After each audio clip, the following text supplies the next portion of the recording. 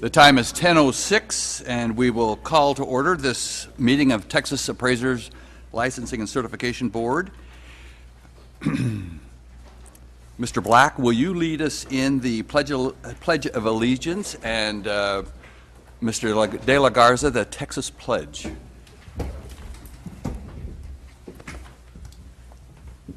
Pledge allegiance to the flag of the United States of America and to the republic for which it stands, one nation under God, indivisible, with liberty and justice for all.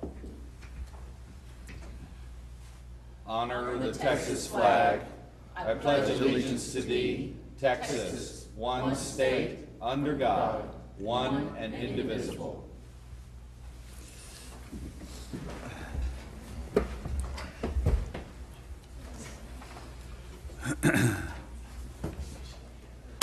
Let's see. Agenda item 2 is a roll call. Here. Present. Present. Here. Here. Present. Present. And so we have one absent board member, which actually is agenda item number 3. Cheryl Swift has had to resign from the board, and we want, though, to acknowledge her service on the board. I don't recall, she 2 years? 2 years in service. Chaired the Uniform and Equal Committee, which was a lot of extra time and activity. And we do have a plaque to present to Cheryl that we will send to her. I'll remind the public that later on in the agenda there, if you are here to make a public comment, you need to fill out a request to speak on non-agenda items, and the secretary has that. On agenda items. On non-agenda items, if they agenda items, okay. Also, I'd like to take this opportunity to introduce, or to recognize, I guess I should say, a past TALCB chair and board member, Wayne Mayo. There's Wayne.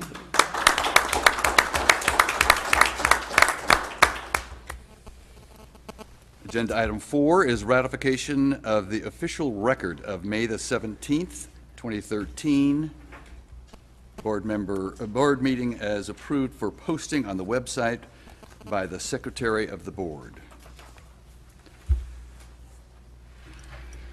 I can make a motion to approve that. Is there any second? I just wanted to mention I was going to get together with staff, and there were just a couple of typos, so we're going to just go through that. And I'll move to approve. Second. It's been moved and seconded. All in favor?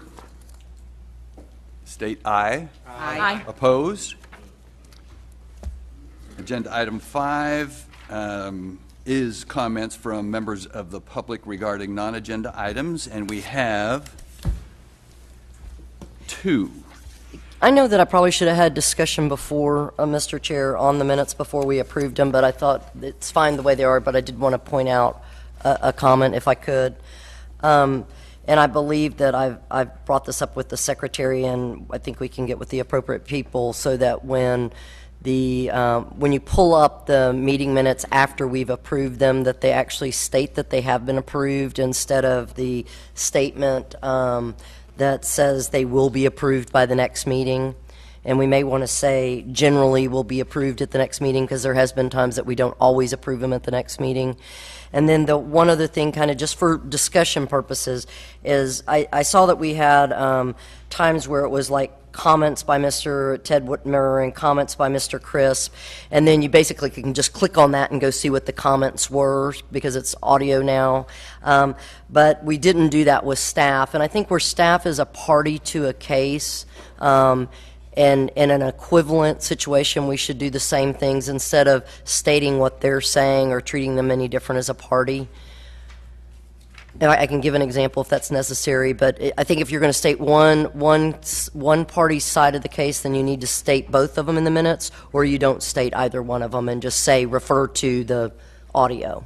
Great. Now, is that the Secretary understand that request?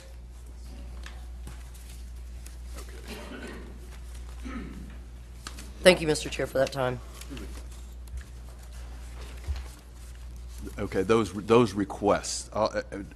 Maybe you ought to restate the requests so she knows for sure what your request is. Well, and the Secretary, I think, understands what they were, because I'd mentioned with her before the meeting, Okay. so. Okay. I'll follow up. All right, we're agenda item number 5 is public comment, and so you're limited to 3 minutes, and please identify yourself and who you represent. And we have Jonathan Stiley.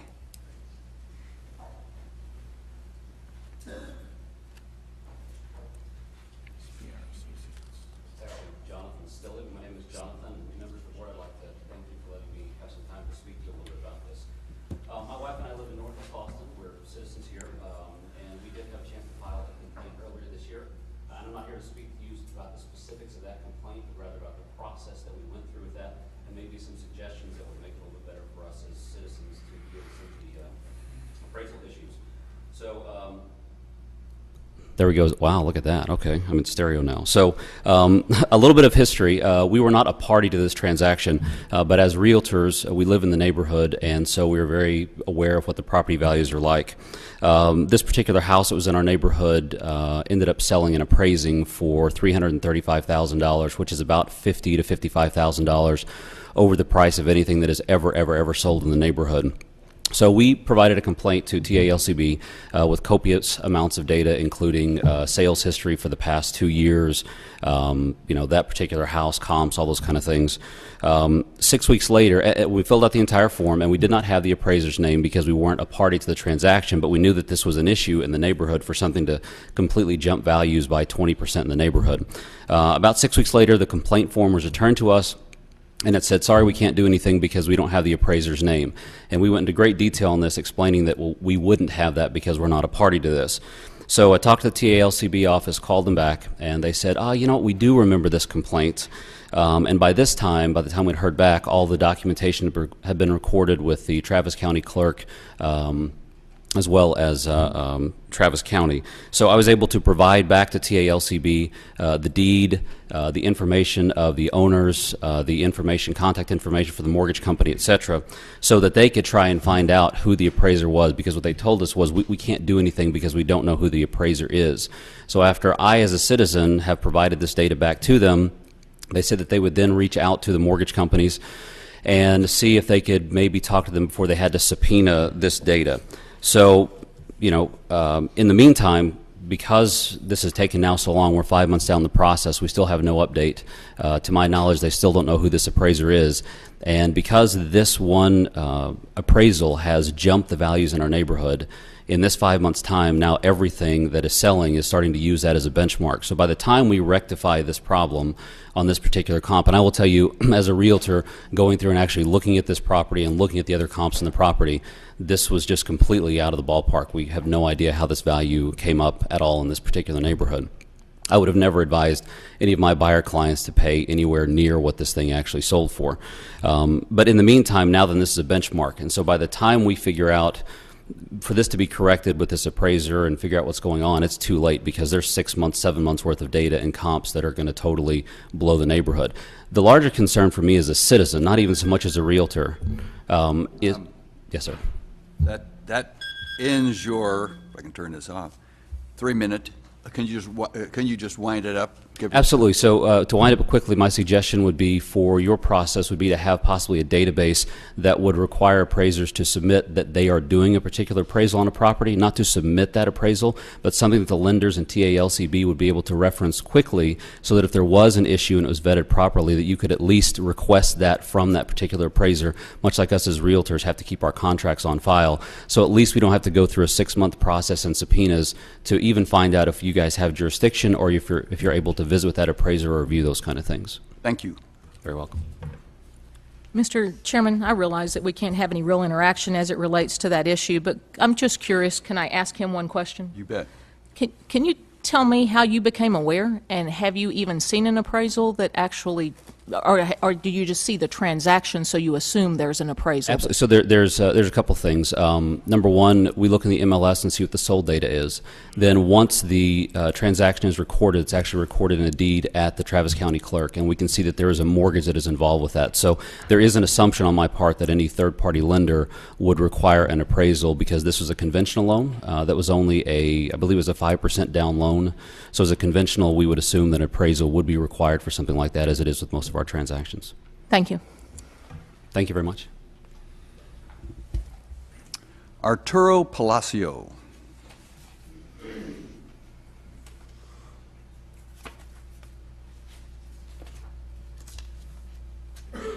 And state your name and who you represent, please. Good morning. My name is Arturo Palacios. I'm here for the Association of Texas Appraisers. I'd like to, if I may, pass this out to everybody. Sure. Thank you.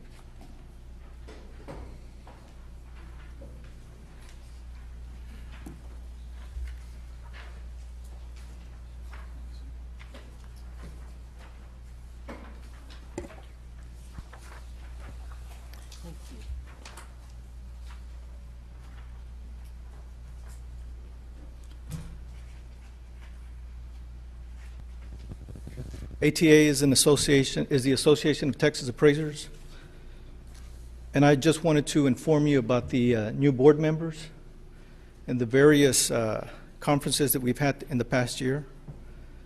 We've had conferences in South Padre Island, Fort Worth, Galveston, and in San Antonio, Austin area. In the past year, we've provided appraisers that are part of the association with at least 3,000 hours of continuing education, and we've had the TALCB participate in various functions. And at the annual conference, we had Mr. Olmixon present for TALCB.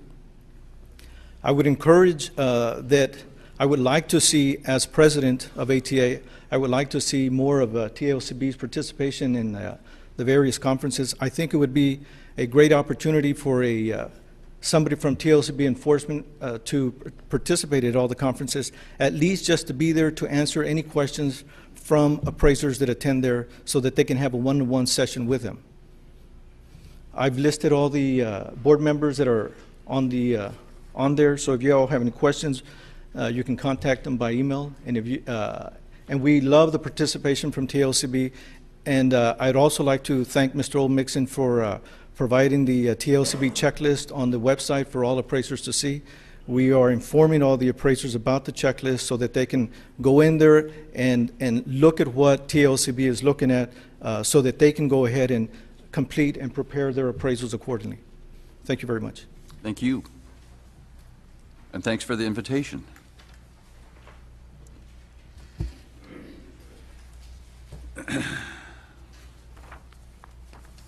Okay, agenda item 6, executive session. Do we need executive session? Do we need executive session? There may be questions at 1 or 2 items. Board members have questions. The time is now 10:20. The board will now go into executive session on agenda items 7 through 9 to receive advice of counsel concerning pending or contemplated litigation, settlement offers, and enforcement actions before the board as authorized by the Texas Open Meeting Act. We anticipate returning to open session in approximately 15 minutes.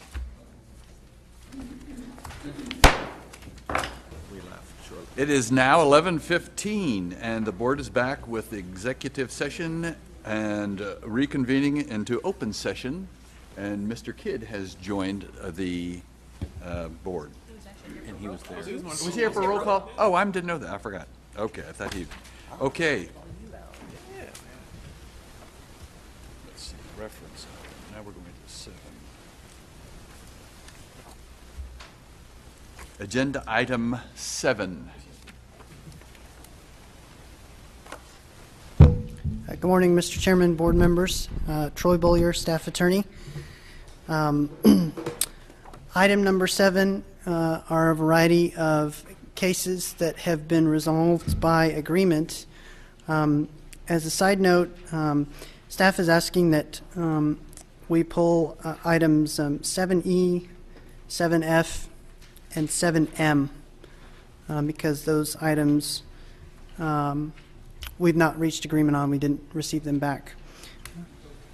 It's items 7E, 7F, and 7M. And staff is recommending that the board approve the remaining items, which are items 7A through 7D, 7G through 7L, and 7N. Does anyone have any questions of Troy? Anybody would like to make a motion? Based on staff recommendation, I move for approval of agenda item 7. As modified by Troy. As modified Pulling by 7E, 7F, 7M. Do I hear a second? Second. The motion's been made and seconded. All in favor, please signify by saying aye. Aye. Opposed? Agenda item 8. Discussion and possible action to approve modifications of board orders in the matter of complaint number 10-087, Caleb Cole Jackson. And at this point, we have, does anyone here representing Mr. Caleb Cole Jackson? I know we have staff, but no one's here to be heard from Caleb Cole Jackson. Okay, identify yourself for the record. Good morning, Mr. Chairman, Mr. Commissioner, board members, Mark Murnack, Enforcement Director. Staff would recommend the disapproval of this modification request for 5 reasons. The first reason is that there does not appear to be a legal authority, statutory rule base to reduce a term of probation, suspension, or revocation to reduce a term for good time served. There's Rule 157.8. D, which is to modify terms and agreement when there's a due date that's coming due, but despite a respondent's diligent attempts, they're not able to get a class or get mentorship done, and so that was the basis for that modification. In this particular, point number 2, in this particular situation, Mr. Jackson is not seeking an extension. He's seeking to undo a term of the agreement final order that this board approved previously. Point number 3, Mr. Jackson has put no justifiable reason under the rule, even if he was seeking an extension for the modification request. He merely states that it is affecting his ability to get business. Point number 4, under public policy reasons, the board's mission statement is to protect the public, as you know, Mr. Chairman, and the respondent is asking that the term of probation be reduced so he can obtain business, and that doesn't seem to be in line with the charge of the board. And the 5th reason is a public policy reason also.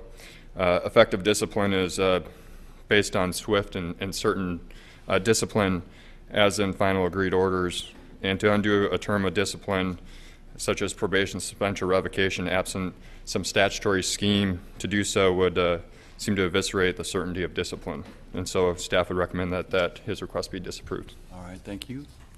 So no one is here to represent Mr. Jackson. The chair will entertain a motion.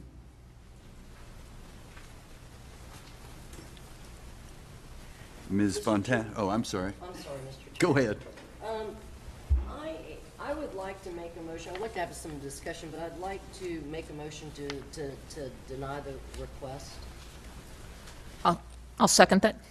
Or go ahead and give the credit to Mr. De La Garza. I didn't realize he was moving that direction. I'm sorry. Okay, we've had a motion and a second, and some discussion. Thank you, Mr. Chair. You know, we've had what seems to be come up in the past is folks that have needed a request for a modification of order because they've waited too late on their period of time to get it done instead of gotten it done ahead of time, which I think is fabulous. That was the intent here of our requester. The concern that I have is that it appears that part of the agreed order, the order that was in place, was a period of a suspension for 18 months, and that was actually part of the terms of the agreement. So it seems to me it wasn't just a matter of getting all this coursework done and all the other conditions we have. And I liken it to, and I would never say that I think that an appraiser acted outside of like a bank fraud case or something like that. But if we were to use an analogy like a criminal case, someone may go ahead and meet all the obligations of meeting with their probation officers. I don't know what the official word is, but urinating samples, urination samples, whatever they're called, blowing into their car or whatever else, say for a DWI case, and I'm not a a criminal attorney at all. But using it as an analogy, even if that person, or when that person has met everything, and hopefully in a lot of cases, and paid their fines that they do to the court and that kind of thing, made any restitution they needed to, we still would have, the society puts a probation period to say, hey, we want to make sure that you're going to keep on the straight and narrow, and you're on our radar screen for that. And so in my instance, in my opinion, if we didn't write something explicit that said that you're on probation for 18 months or sooner when you get the rest of the stuff done, it seems to fly in the face of what we've been doing here. So I can't say that I agree with everything that the director has brought up of his 5 reasons why this should be denied, but I certainly agree with the overall that it should be denied, and unless we state otherwise, either through a staff agreed order or whatever else, that we should, I think that we should just keep with that being part of the term. Right. Any further discussion? All right, so are you ready for the question? All in favor, please signify by saying aye. Aye. Opposed?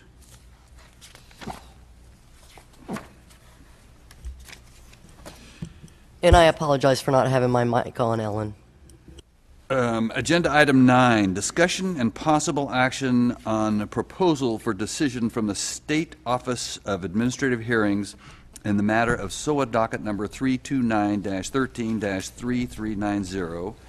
Francis Coffer. Morning, Mr. Chairman, board members. Troy Bollier, staff attorney. I believe that Mr. Walden is here today with Mr. Kafour to address the board. I'll just explain that in your materials you have a copy of the proposal for decision from the State Office of Administrative Hearings, and you should also have materials related to exceptions that Mr. Kafour filed and the judge's ruling on that by letter. Staff is recommending that you adopt the judge's proposal for decision. This case was an application denial hearing, and it was focused on whether Mr. Kafour had complied with the application requirements, namely complying with the audit. And as you can see from the judge's decision, the judge found that Mr. Kafour did not comply with the audit because he never provided work files for staff to audit. And so we're asking here today that you uphold the judge's decision. This is obviously consistent with not only the board's rules and the state statute, but also the federal requirements, all of which require the agency to actually review tangible work files to ensure that the experience can be credited. It's also consistent with, and this is part of the record in the case, a prior decision this board actually made about 2 years ago, this very same issue of not being able to produce work files. So for all those reasons, we'd ask that you adopt the judge's proposal for decision. Thank you. And let's see, is Mr. Kafour here or his representative? Would you come up to the podium and speak into that and tell us who you are and who you represent? I'm Don Walden. I'm an attorney in solo civil practice here in Austin, Texas, and I am Ted Whitmer, who I understand each of you knows fairly well, has been the attorney of record for Mr. Kafour, who is here on on my right over here, standing up.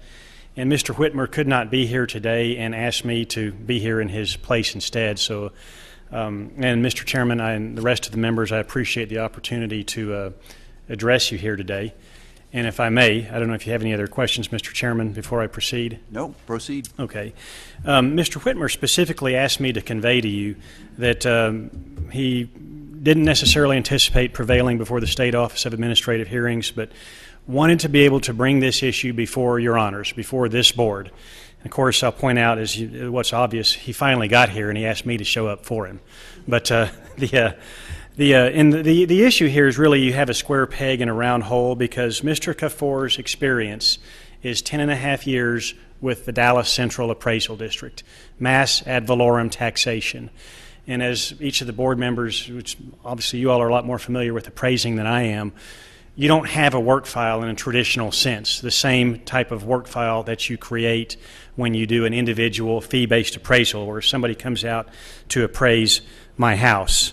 The request was made of Mr. Kafour for work files, and there was some conflicting testimony at the hearing about, well, we verbally asked him to produce A or B or C, and Mr. Kafour said, I wasn't aware of that request or didn't understand it. I'm not repeating it verbatim. I have not read the transcript.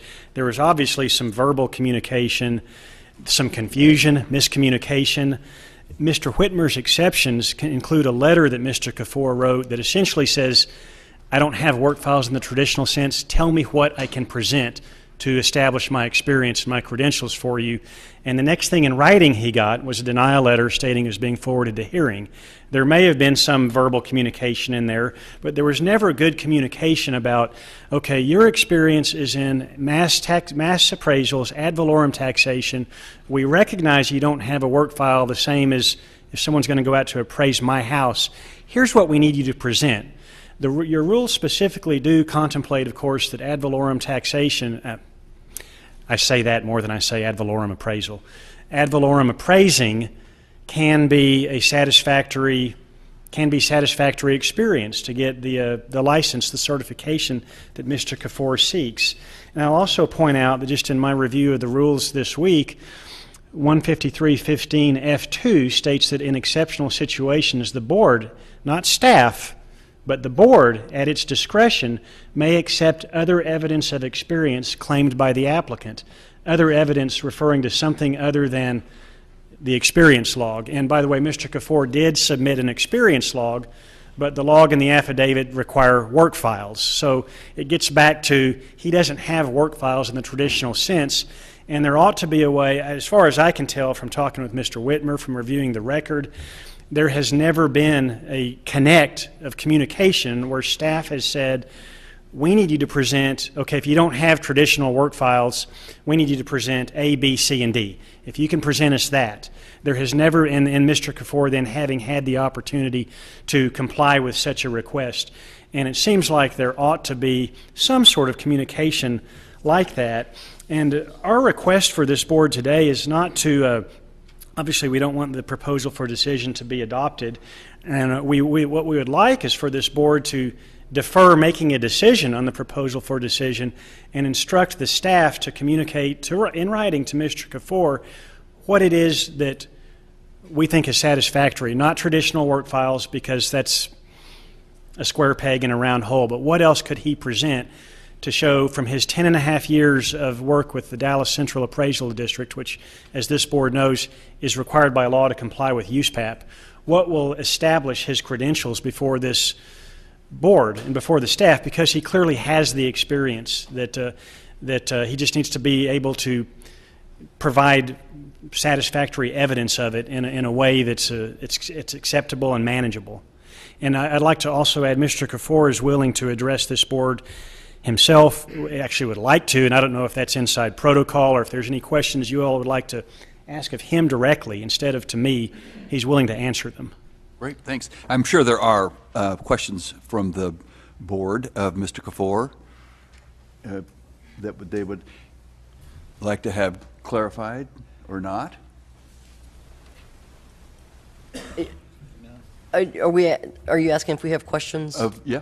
I'd rather speak with Don if I can. I wasn't certain of the protocol. I just wanted to make sure that make his availability known because he. Okay. Go ahead, though, Ms. McClendon. And I understand that you've kind of stepped in right at this last moment, so you might not be able to answer this. But is there not a way for the applicant to be able to provide a couple of examples? Could he not just pull a couple of addresses like someone else would do? And if he wasn't able to do that, why couldn't have we gotten a letter from the authority saying, hey, this is confidential, or hey, we can't do this for everybody, it's too time consuming?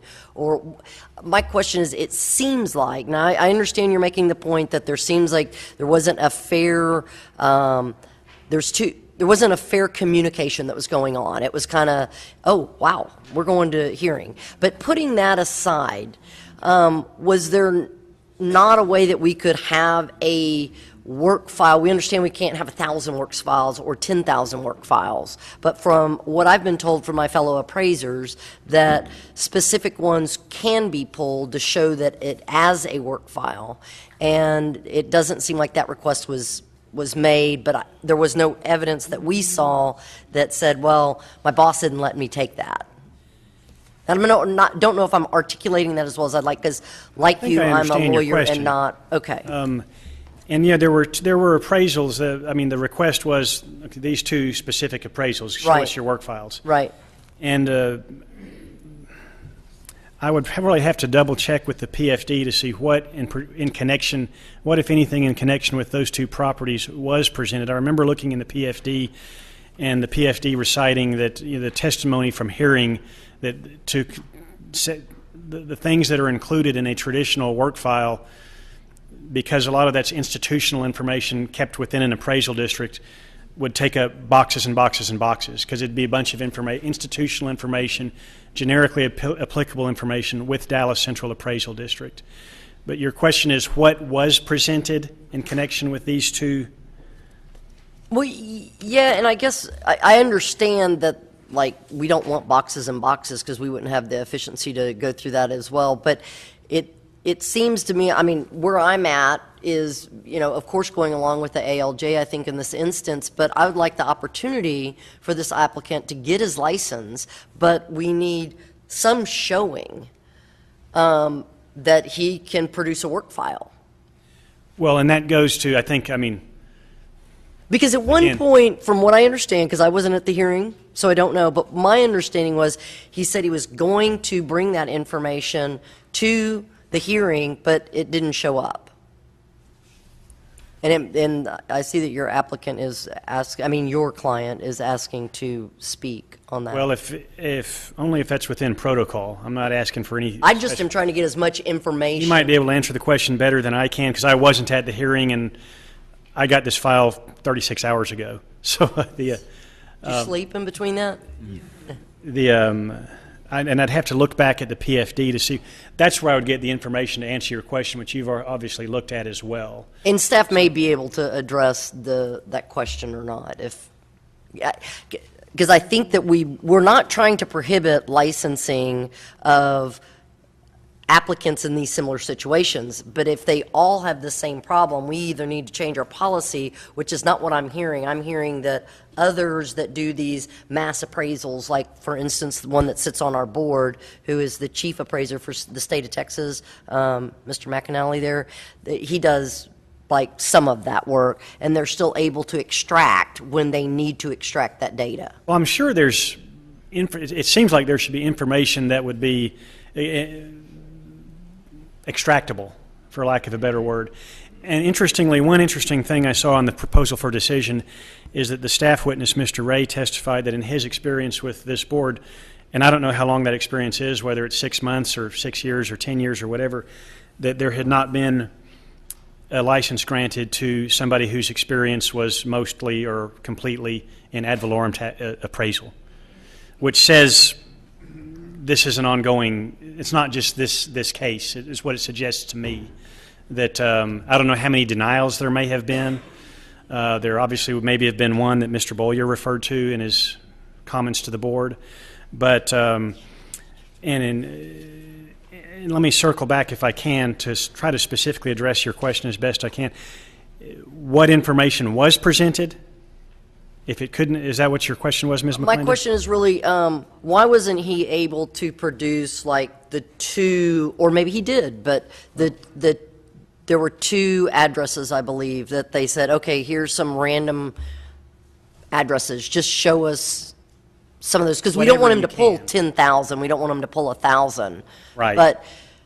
But if there were issues with those appraisals, then obviously he would be able, I say obviously, you would pull that as a work file. When a property owner complains about that.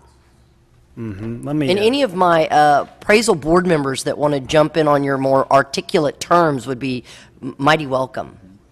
Okay, I'll see if I can help you here.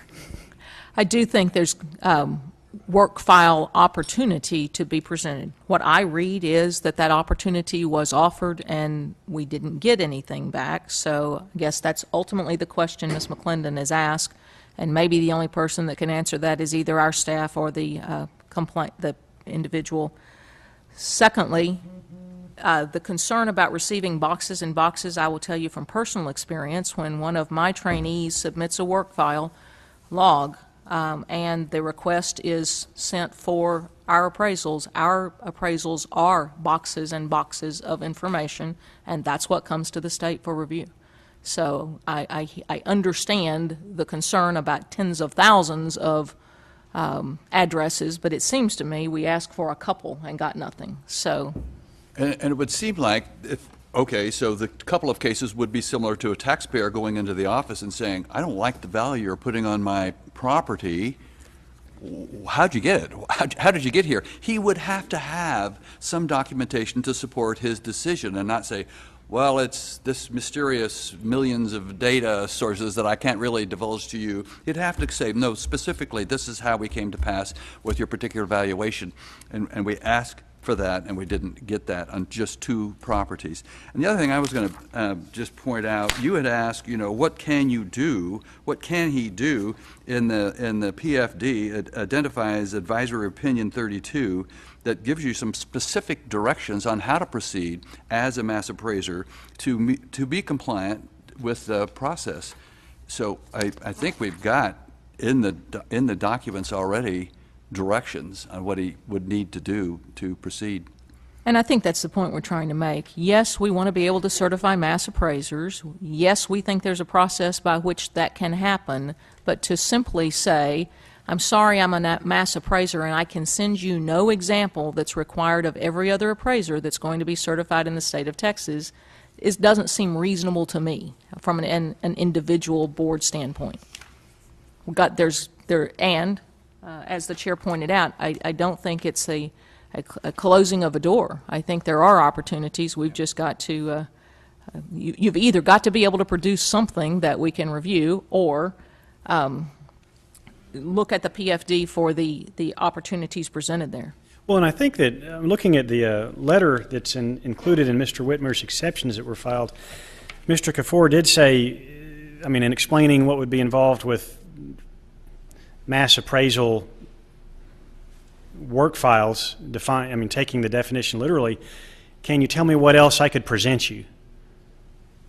I'm willing to produce other things and looking for some guidance. Don, can you point us to a page in the exceptions? Well, Mr. Whitmer's exceptions, if you look at the 6th page of it, it includes kind of in the middle of it this letter that...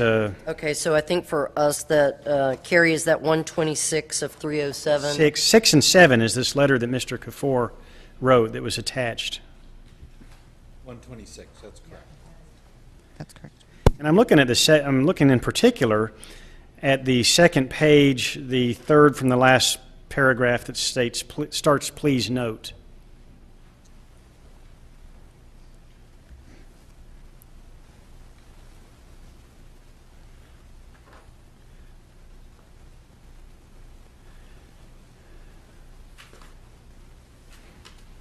And Donna, I think that's what we're taking issue with, that he's saying he cannot provide the information on a single property.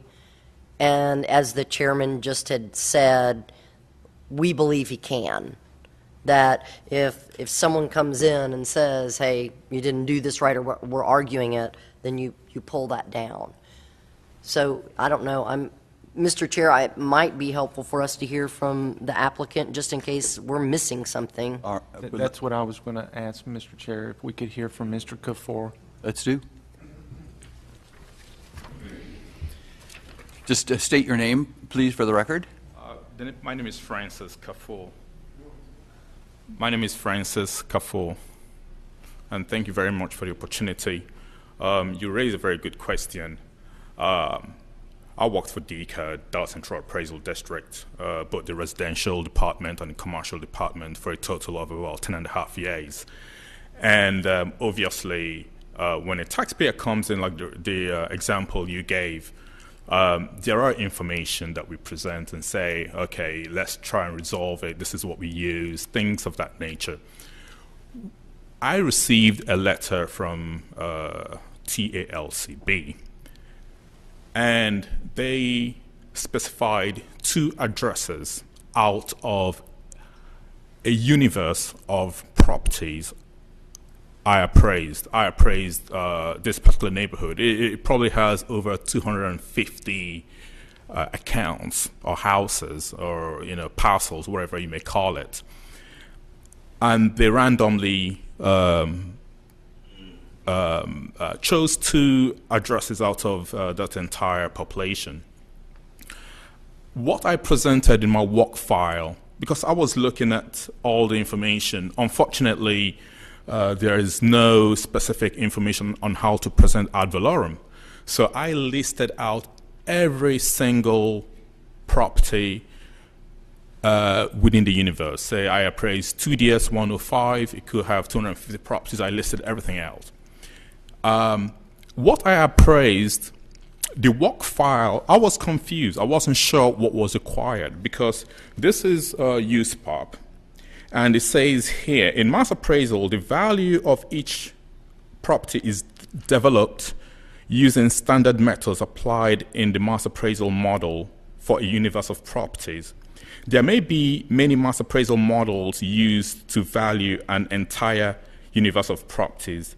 An individual property record or worksheet may describe the valuation of the specific property after the application of the mass appraisal model. A written report of the mass appraisal, as described in Standard 6-8, is not provided for each individual property. So I was confused. They were asking me to provide a complete report and work file of these 2 individual properties. And that was my, this is exactly my response. Well, during the appraisal review board, yes, we looked at it from a single property approach. But during the revaluation period, we looked at the entire universe. If you're asking me to provide a complete work file, I'm looking at the entire universe of the whole neighborhood that I appraised. And, tell me exactly what you want. Is it a printout? What is it that you want? I can provide. I have gone through the open record with Dallas Central Appraisal District, and what they did, they sent me, I requested for my, the appraisal review board parcels that I resolved during 2006. I just randomly selected 2 separate years, 2006 and 2010. In 2006, I was in residential, in the residential division. In 2010, I was in the commercial division. So I randomly selected 10 properties, and they sent me the work files. They sent me the information on those 10 properties. And that was, Ted Whitmer told the judge that day that we have a box full of work files. He mentioned that day during the hearing, and I still have those box full of work files. If I was told, I don't know if you had the opportunity to see the detail of my log. Oh my God, it was. Nobody has ever seen something like that, because it took me 6 weeks. 6 weeks to compile that. So why won't I get or find what they're looking for? I didn't know what they were looking for. Okay, I think, I don't mean to interrupt you, but I think you've given us a flavor of what's going on. Let me just ask, does anybody know if there's any time left on his submission for his application? Because there's a deadline, there's a 1-year period of time?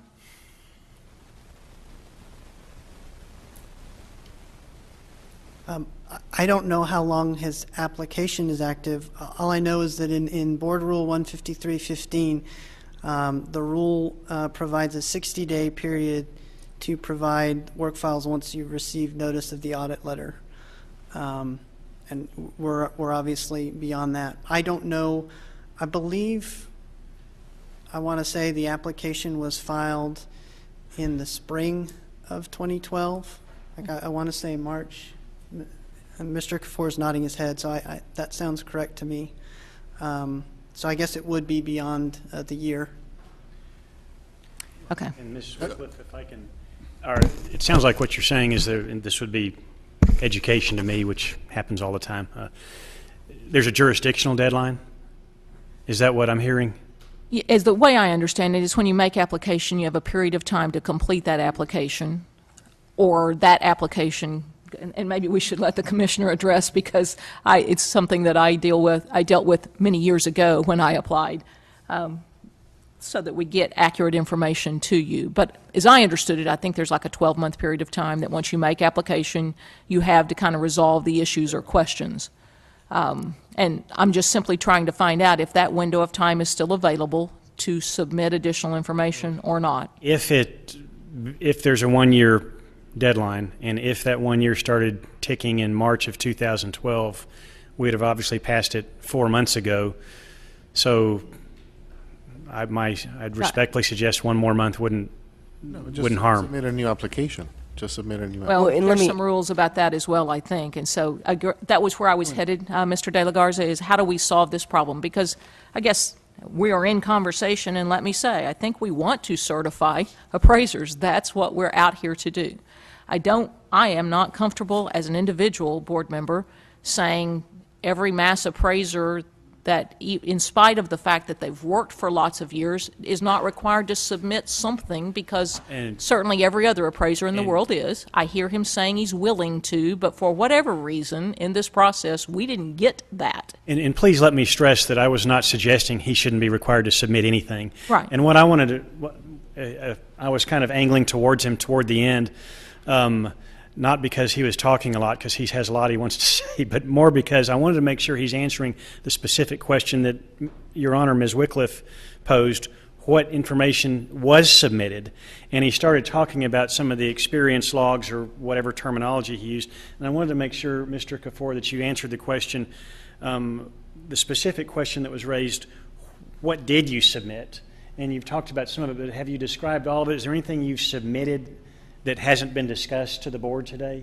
I have a question exactly about that. Because in your statement you were saying that you submitted thousands of mass appraisals. Bear with me, Mr. Chairman. But the case shows that you also submitted affidavit logs for 1,300 cases. Okay, and 2 work files were asked from what you submitted from the affidavit, so it wasn't from at random. It was based on your affidavit, and you did not submit the work file. Well, and Mr. De La Garza, just for the record, so that because maybe you don't understand, that's exactly what they do for every appraiser. It's not as if they randomly picked things out for him. When I send a work file, when I send a log in for experience for one of my staff members, I don't know which addresses they're going to point to, but they are going to point to an address or two. I understand that. No, there's going to be a random selection of 2 or 3 or 4, or however many staff wants. I think the question where this process bogs down was okay, work files. What's the work file for me in mass appraisal? It wasn't the fact that there was these two were the ones selected. And that's where we get bogged down here. We hear you saying, so I sent nothing instead of submitting something. So I looked to the list and I wasn't sure what to send. Is that what we're hearing incorrectly? That's what I think I can go from the letter, and I think that's essentially correct. You know, a work file to me means this universe of documents that's voluminous. Is that what you mean? Is there some other way I can do this? Because it's not the traditional work file that's this thick for an individual appraisal. So when he was asking, what else can I present, and never got an answer, the next thing he got in writing was a denial letter, and you're going to hearing. But may I Yes. where I've listened to this conversation, and what I hear is this, is that he is asking, what do you want me to send, instead of him saying, here's what I can send you. And there's, back up in the ethics portion of USPAP, there's a record-keeping requirement, period. That's required. Now, I understand you may value 1,300 properties, but you should have a master file that has documents or evidence saying, I got from point A to point B in mass appraising by using these set of data, using this kind of software, doing this, and this. That's what would be required in my mind. Now, I'm just speaking as an individual. Staff probably has better points on that than I do, but that's what I would be looking for if you're doing mass appraisal. And then if you pulled ABC residents, I say, oh, well, that's my residential file here. Back in 2010, this is how we did it in 2010. And we were using another program to do that. Go ahead, sure. I wasn't. Okay. Yeah, I'm sorry. It wasn't very clear what was asked for me. They asked me to provide a complete written appraisal report and work files. My question to the reviewer was, do you need the entire universe of, because the entire universe was appraised, including the individual properties. But during the appraisal review board period, there's a more single property type appraisal method that we use. So traditionally, there wouldn't be a complete work file on those two individual properties. There may be printouts of the worksheet, and I wasn't sure if that was a work file, and that was my that was part of the conversation that we had, and I never had anything back. So because you were confused, I'm just trying to understand, did you ever send anything? Besides a request for further clarification? I wrote a letter, and I was waiting for a response, and I never got anything back. Okay, so we haven't gotten anything. No, but what I did between that period is to go through the open records of the Dallas Central Appraisal District, and they pulled about 20 work files. Okay, but the state is not in possession of those. You still have them. I have them. You've right not now. sent them on for anybody to look at. They haven't asked for it. Well, I mean, yeah, that's good. Listening to this, I mean, to me, just as the lawyer that got brought in on this 2 days ago, I sit here and ask myself the question, how did we end up getting through an entire contested case through SOA, still sitting here saying, what did you ask for, what did you offer to provide? It seems like there should have been something far simpler many months ago. And in hindsight, maybe there's more both could have done. I mean, I don't know, but it just seems like this is something that could have been resolved so much easier than going through the entire many-month-long contested case hearing process at SOA. And it goes back to Mr. Whitmer telling me to specifically asking me to convey to this board. He went through this whole process thinking it's just so he could get here today. And I thought, like, do you have to go through this process to have this sort of communication? And I know you can't ex parte the board, but anyway, these are just some unprepared remarks I'm making after sitting here listening to this colloquy between myself and my client and this board, that it seems like this is something that ought to be resolvable pretty easy. I think that's well taken, Don. Mr. Chair, let me tell you where my concern is. And I thought I knew where I was going on this at the very beginning after I read through. It seemed black and white to me.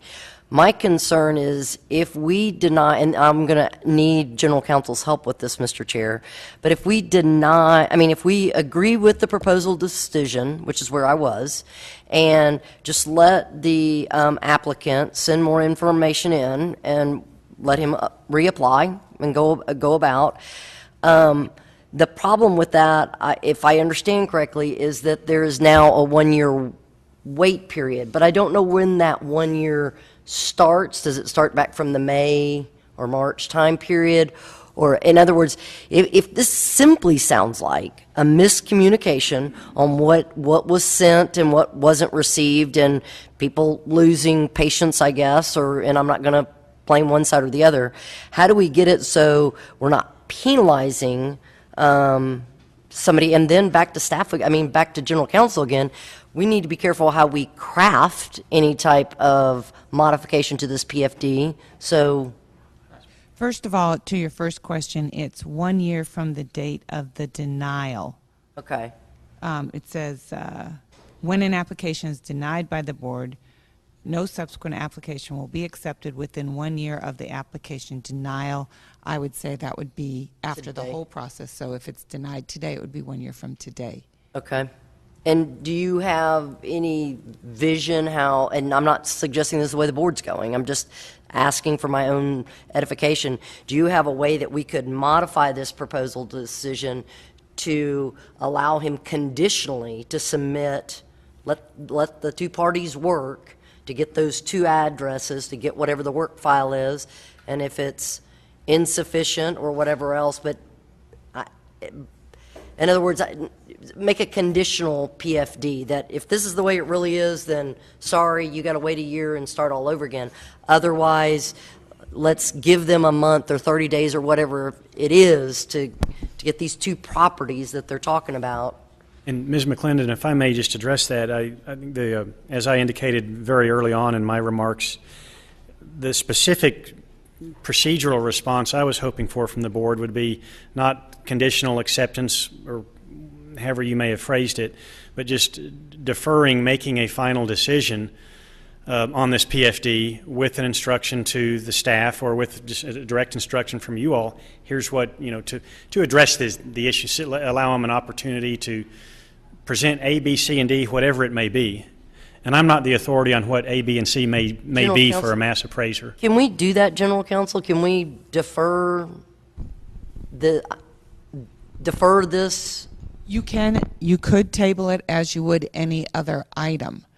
The issue becomes if additional information, say you went that route, is presented and it's not acceptable, do they have the right to go through another SOA hearing? It's not based on a new application. So, we're going to come back, and then are we going to accept or deny this PFD? And then do we have a new application since the application time is closed? Do we have to, I suppose one option would be to remand it, get more evidence and remand it back. Yeah. That would be an option. I forgot about that, yeah. But the whole case, in terms of the evidence, if new evidence is coming in, you can't just independently decide on that evidence based on this case since it has been in the jurisdiction of the court. Does that make sense? It makes sense, but I also see Don saying that maybe there is an alternative to what our general counsel just said. I thought that, remanding that new hearing date, new proposal for decision, that all is a multi-month process again. And it may be that that's what's on the back end, but what would be easiest, I think, would be, again, if the board deferred consideration and allowed for an informal communication to take place. So here's the evidence I can present to you of my experience. If it was satisfactory to staff and the board, the whole thing could be resolved by settlement at that point without ever going back to SOA. Troy, you have something you want to add? And the only thing I wanted to clarify was the record. The judge's reasoning in the proposal for decision begins on page 11, and I think The judge's analysis makes it very clear. The testimony and the evidence at trial was that there were numerous multiple opportunities where staff communicated with Mr. Kaffour and was very explicit in what was required. The investigator spoke to him by phone and said, look, I just need something, anything. Mr. Ray was very clear in his testimony at trial. The documents in the record, in the application, and on the experience log make it very clear you have to have work files.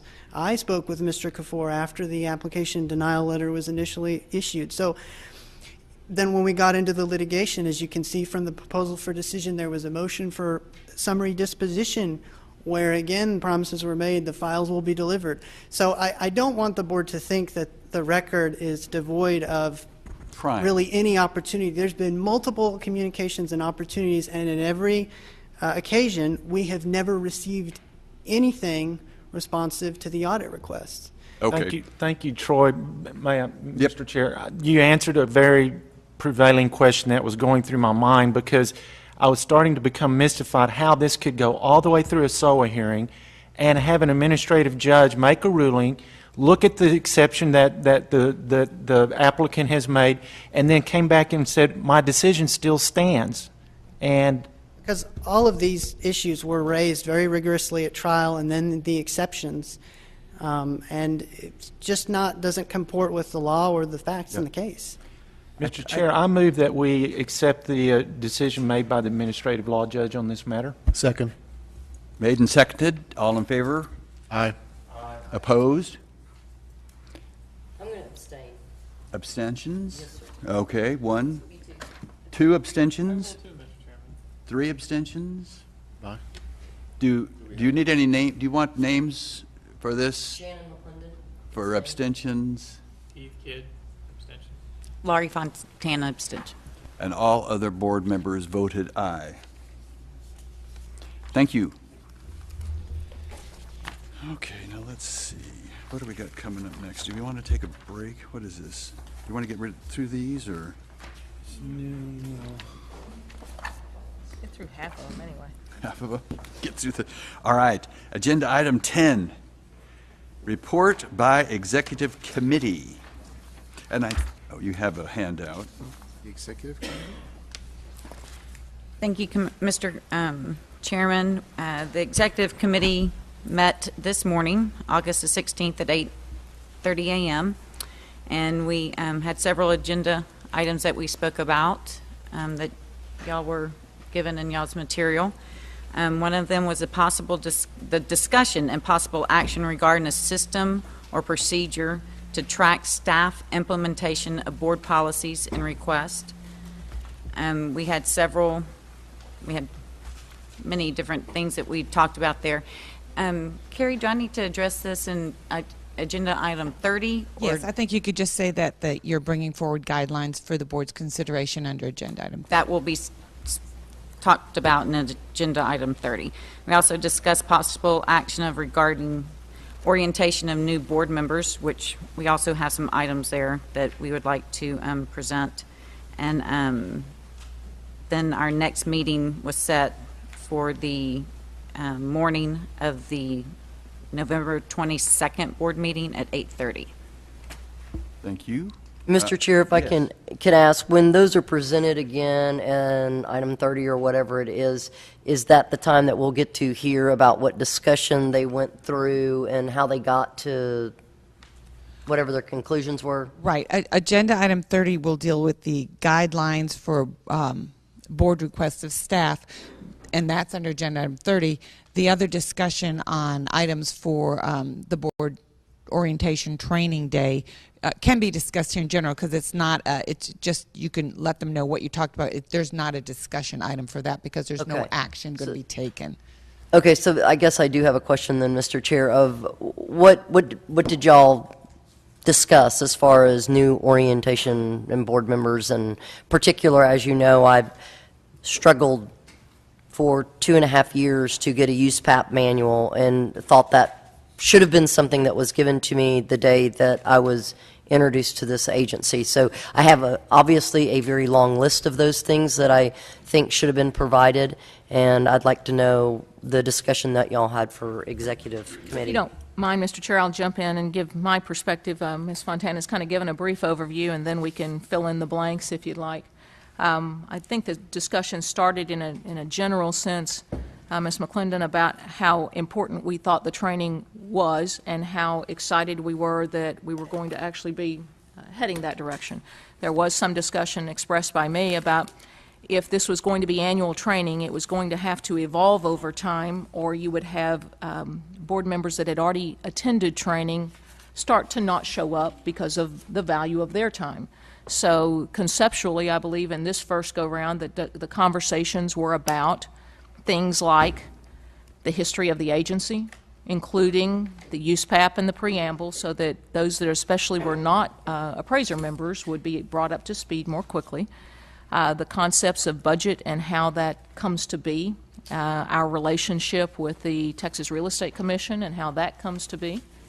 And I, for some reason, have misplaced my notes amongst the 200 sheets of paper I have up here, so I know I'm missing about 3 or 4 items that, oh, the mentorship, a concept of mentorship from experienced board members to new board members, so that there would be an opportunity to establish rapport more quickly, so that new board members would have some relationship opportunities and feel more comfortable about asking questions. There was another item that, how we handle PFDs and what they are and why we go through the process that we do. Agreed orders, and really just a basic overview of the process. We're voting on items and how do they come to pass, just a history of what is our job, what are we voting on, what's the ramifications, if it comes back from a SOA judge. Pretty broad overview, but and then the conversation led to that it probably at some point in time could and should evolve into maybe a half day of training and a half day of strategic planning, and that this particular first training session might be a good roadmap for new board member training in the long run. So the baseline that we're getting this time would be a great baseline to create for new board member training long term. Yeah, and it sounds very comprehensive, and I appreciate the thought and efforts that the executive committee has put into this much needed training. Did y'all talk about actual materials that would be given during that time? We did. I asked if there was an intent to create a manual for this, and the answer I got was yes. I think they were looking for guidance on what might happen. Of course, I believe that also will be evolving over time. As has been my experience in my service for a couple of years, you know, the rules and laws change, and so what's important today in terms of creating a finite manual that never moves won't be as important 5 years from now, but certainly the concept of having a resource material for that, in the long run, new board member, but today for the board, has been discussed. And that's the point. I mean, you're hitting exactly what I'm talking about on the moving parts. For instance, it would be, and I believe I was given an organizational chart when I started, and since then there's been significant changes in the org, but I haven't ever been given an updated one. When I go to the website, it's an old org chart. When I go to the handout or wherever I've been directed, it's an old one. So. Although I agree with you, laws change, so do org charts and that kind of thing. So what I was envisioning is a type of a documentation manual, 2 manuals, whatever it is. I'd like to not carry around a lot, but that we can slip that out and say, okay, here's the new org chart for today. Here's the new telephone number.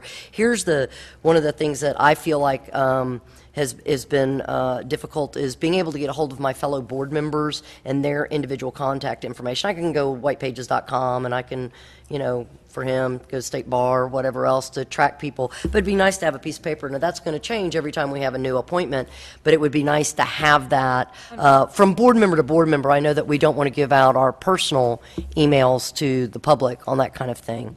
And then my other point that I did want to make sure that everybody understood, and I'm sure General Counsel does, that we do need to be careful about any open meetings or open records. That was on our list. Okay, training cannot be part of our process, which I'm sure the Attorney General knows, is that we cannot include that unless it's approved by the Attorney General. The Attorney General has very specific guidelines on how governor appointees should be trained and how elected officials should be trained, and not that individual general counsels should be giving the training.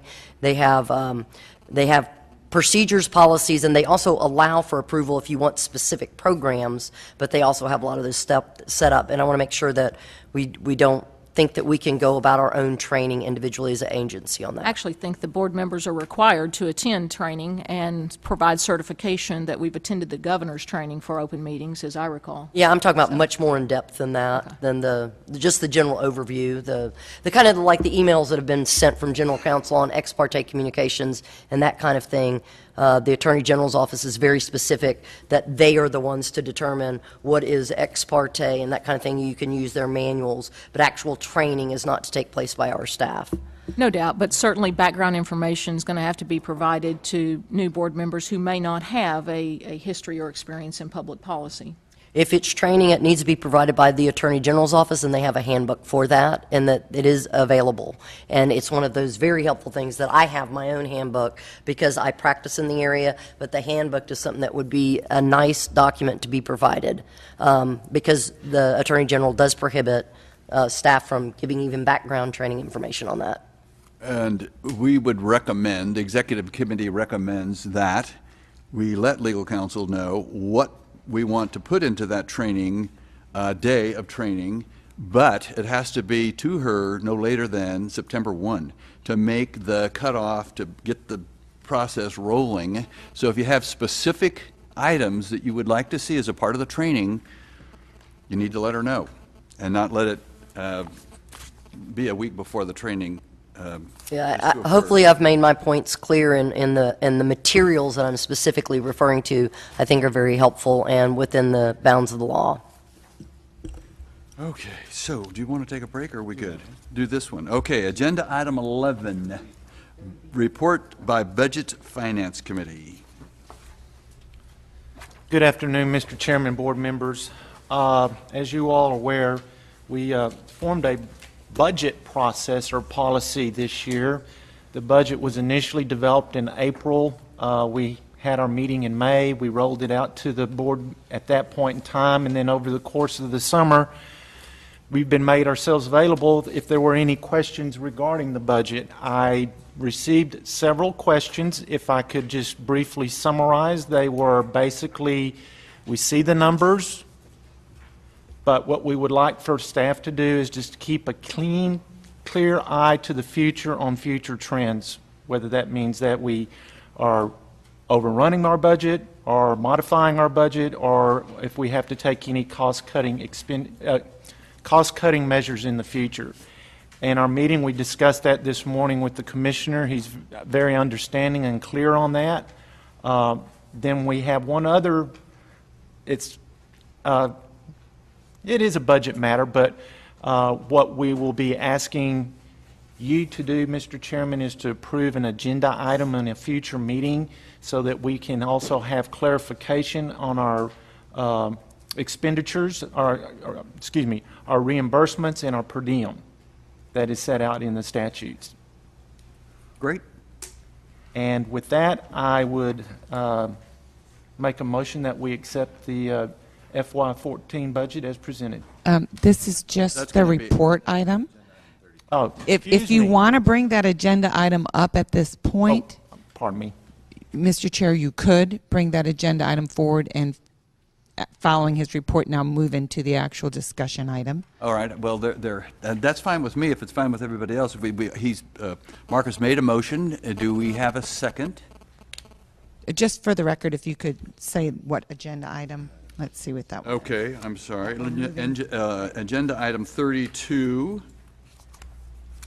Do I find it here? The adoption of the 2014 budget. Thank you. Has been There's been a motion made to adopt the 2014 budget. Second, Mr. Chair. Any discussion? Yes. Mr. Chair.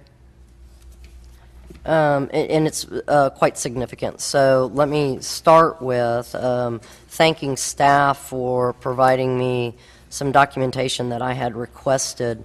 Before I go into any details, though, I would like to ask the budget chairman if this budget is something that once we approve says agency go forth and spend what you can spend here and do what you want to do, and we're giving you approval so you don't have to cut any staff. My concern is I thought when we were going through the budget cycles, and I know we have a budget policy that was just approved, I have been given documentation, and some of which is included in the notebook, some is not, of the drastic reduction in a bell curve of complaints that have taken place. I believe that another board member and I have spoken with the commissioner about our desire to see whether or not we can cut some investigators and some attorneys, whatever. We don't know what it would be, but that's something that be along the lines of why these complaints were very high at one time, if you recall. The ASC portion and all that other stuff. And so if we're approving this, I've got concerns on what it means that it's not concerns, it's questions. We had the president of the Association of the Texas Appraisers come forth and ask for more support and an invitation for the board to come to some of their conferences. And I can imagine that that's probably not in the budget yet, but it's something that I think that we ought to pay attention to. You have definitely addressed one of my concerns that we have not in the past, and I've yet to make a personal decision how far I want to go back on getting my entitled per diem for serving on this board with committee meetings and that kind of thing. But I also want those to be on the record, because we do have a record of specifically what we were talking about, and not an arbitrary, y'all brought it up in the budget board meeting, you've talked to the chair and the commissioner, they're going to look at that, or they're willing to understand it, or whatever else. I think that we need to get some specifics and policy of where we're going with this budget on the record out loud. And it's not fun to do that, but our job as appointees is to clean this budget that the budget committee's done and make sure that we have a lot of flexibility during the year to make adjustments, to bring people to the association, to cut FTEs, to make sure the board members are compensated as they are statutorily entitled to be compensated. Whether or not 8 members don't want to be compensated and given their money, they can't vote to say that somebody else can't. That this voting is just a guideline on how we're going to go forward, and that there will be a lot of flexibility on what other decisions we won't hear back. Well, you've already approved this amount of salaries, so we're going to keep this amount of salaries. And that's the feedback I'd like from the chairman of the budget committee, please. Well, you're definitely right. I mean, by approving this budget today, it sets a roadmap out. But even over the course of a fiscal year, things change, times change, conditions change. And I think that we have the flexibility to make adjustments to the budget over the year. I mean, you're not bound by this 100%. If you see that there are cost-saving measures you can take, or if there needs to be a reallocation between the expense items to make certain that we have enough travel money. Travel was one thing that we talked about in the budget meeting, and according to my knowledge is that we are always what am I trying to say? We don't overrun the travel cost. Let me just say it that way. We don't overspend or go into a negative on that. But yes, during the course of the year, you can reallocate between these expense items at will or as necessary. That's exactly what I need. Thank you very much. Any further questions of the budget chair? Let's see. So we've had a motion and a second. And everyone in favor of I'm sorry, can you refresh my memory where the second? Thank you. Mr. De La Garza? And I'm sorry, but Mark, can you refresh my memory? Who served on Budget Committee with you? Who served on Budget? Excuse me? Who served on Budget with you? Mr. Black? Okay, thank you. All in favor of the motion, please signify by saying aye. Aye. Opposed? The motion carries. So we'll take a, Chairman? Yep. Just for the sake of conversation, Shirley was also, I think, on the Budget Committee, but since she's resigned, just to follow through on that. I just wanted to give them credit on the record, that's all. all right. Well, we're going to take a 1-hour lunch break. This meeting is adjourned, and the time is, I can't see the clock. It's not adjourned. Oh, I'm sorry, recessed. It's 12:20. 3 p.m. And Luis is not here, but we have enough to proceed. He was right there. Okay. Agenda item 13, report by, nope, I'm sorry.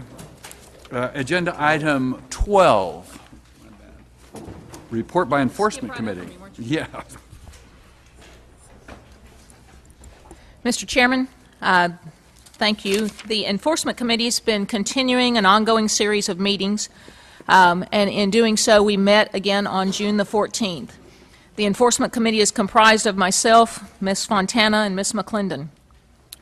We welcomed at that June meeting the attendance of an additional board member, Mr. Mark McAnally, came and gave us some assistance. Mark, we appreciate you coming. He provided important and helpful background information regarding the history of the complaint process development and specifically some complaint background about jurisdictional exception. I believe the committee interprets jurisdictional exception changes to be significant in your packet of materials today, and I just want to call that to your attention. We think there have been some substantial changes through the result of the work that's been done. So the committee received investigative information from other states regarding the process, and ultimately we recommended the changes that are presented to you today. Most significant changes are the proper use of jurisdictional exception, as is set out in USPAP, should be followed and used when it's appropriate. That PIC and staff investigations should not rise to a Standard 3 review level, but if staff or PIC members do perform a review, including an opinion of value, they must comply with USPAP. We are happy to report to be finished, we believe, by way of making a recommendation to you today with that portion of the work. It has been cumbersome for us. Future work from the committee includes a continued work on the flowchart for the website and discussion of sites for specific USPAP violations when a complainant is notified. If you have any specific questions about the work that we've been doing, the committee is present in 100% attendance today, and I'm sure amongst us we can do our best to answer those questions. Any questions of the committee chair? And I think I've done this before, but I'd like to reiterate that the work that the Enforcement Committee has done has been pretty incredible. It's not only been a clarification of the process that's beneficial to staff, but I'm sure it's very beneficial to the appraisal community in the state to bring clarification to the entire process that we go through here, and they have put in a tremendous amount of time and effort on that. So we thank you, all three of you, for that effort. Agenda item number 13, a report of the Education Committee. Good afternoon, board members, Mr. Chair, Commissioner. I want to, first of all, say this is a really exciting time for the board. We are, for the first time, working at creating a course or courses for the state, and it's never been done before, so I'm real excited about where we're at and what we're going on. Right now, what I'm going to do is give you an update as to what we've done and what we want to do. Mr. Chair, there's a item number 29, and I'm wondering if we can incorporate it with my report. Right. Gosh, I wish I'd have thought to have done that with mine. Yeah, we could have. Agenda item 29 is discussion of possible action on recommendations from the Education Committee regarding appraiser trainee / supervisor course, and Texas update course structure will be incorporated into 13, agenda item 13. Yes. Can we do that? Yes. Yes, thank you, Mr. Chair. And as I was mentioning, so the Education Committee has gotten together on 2 separate occasions. Yesterday was one of them.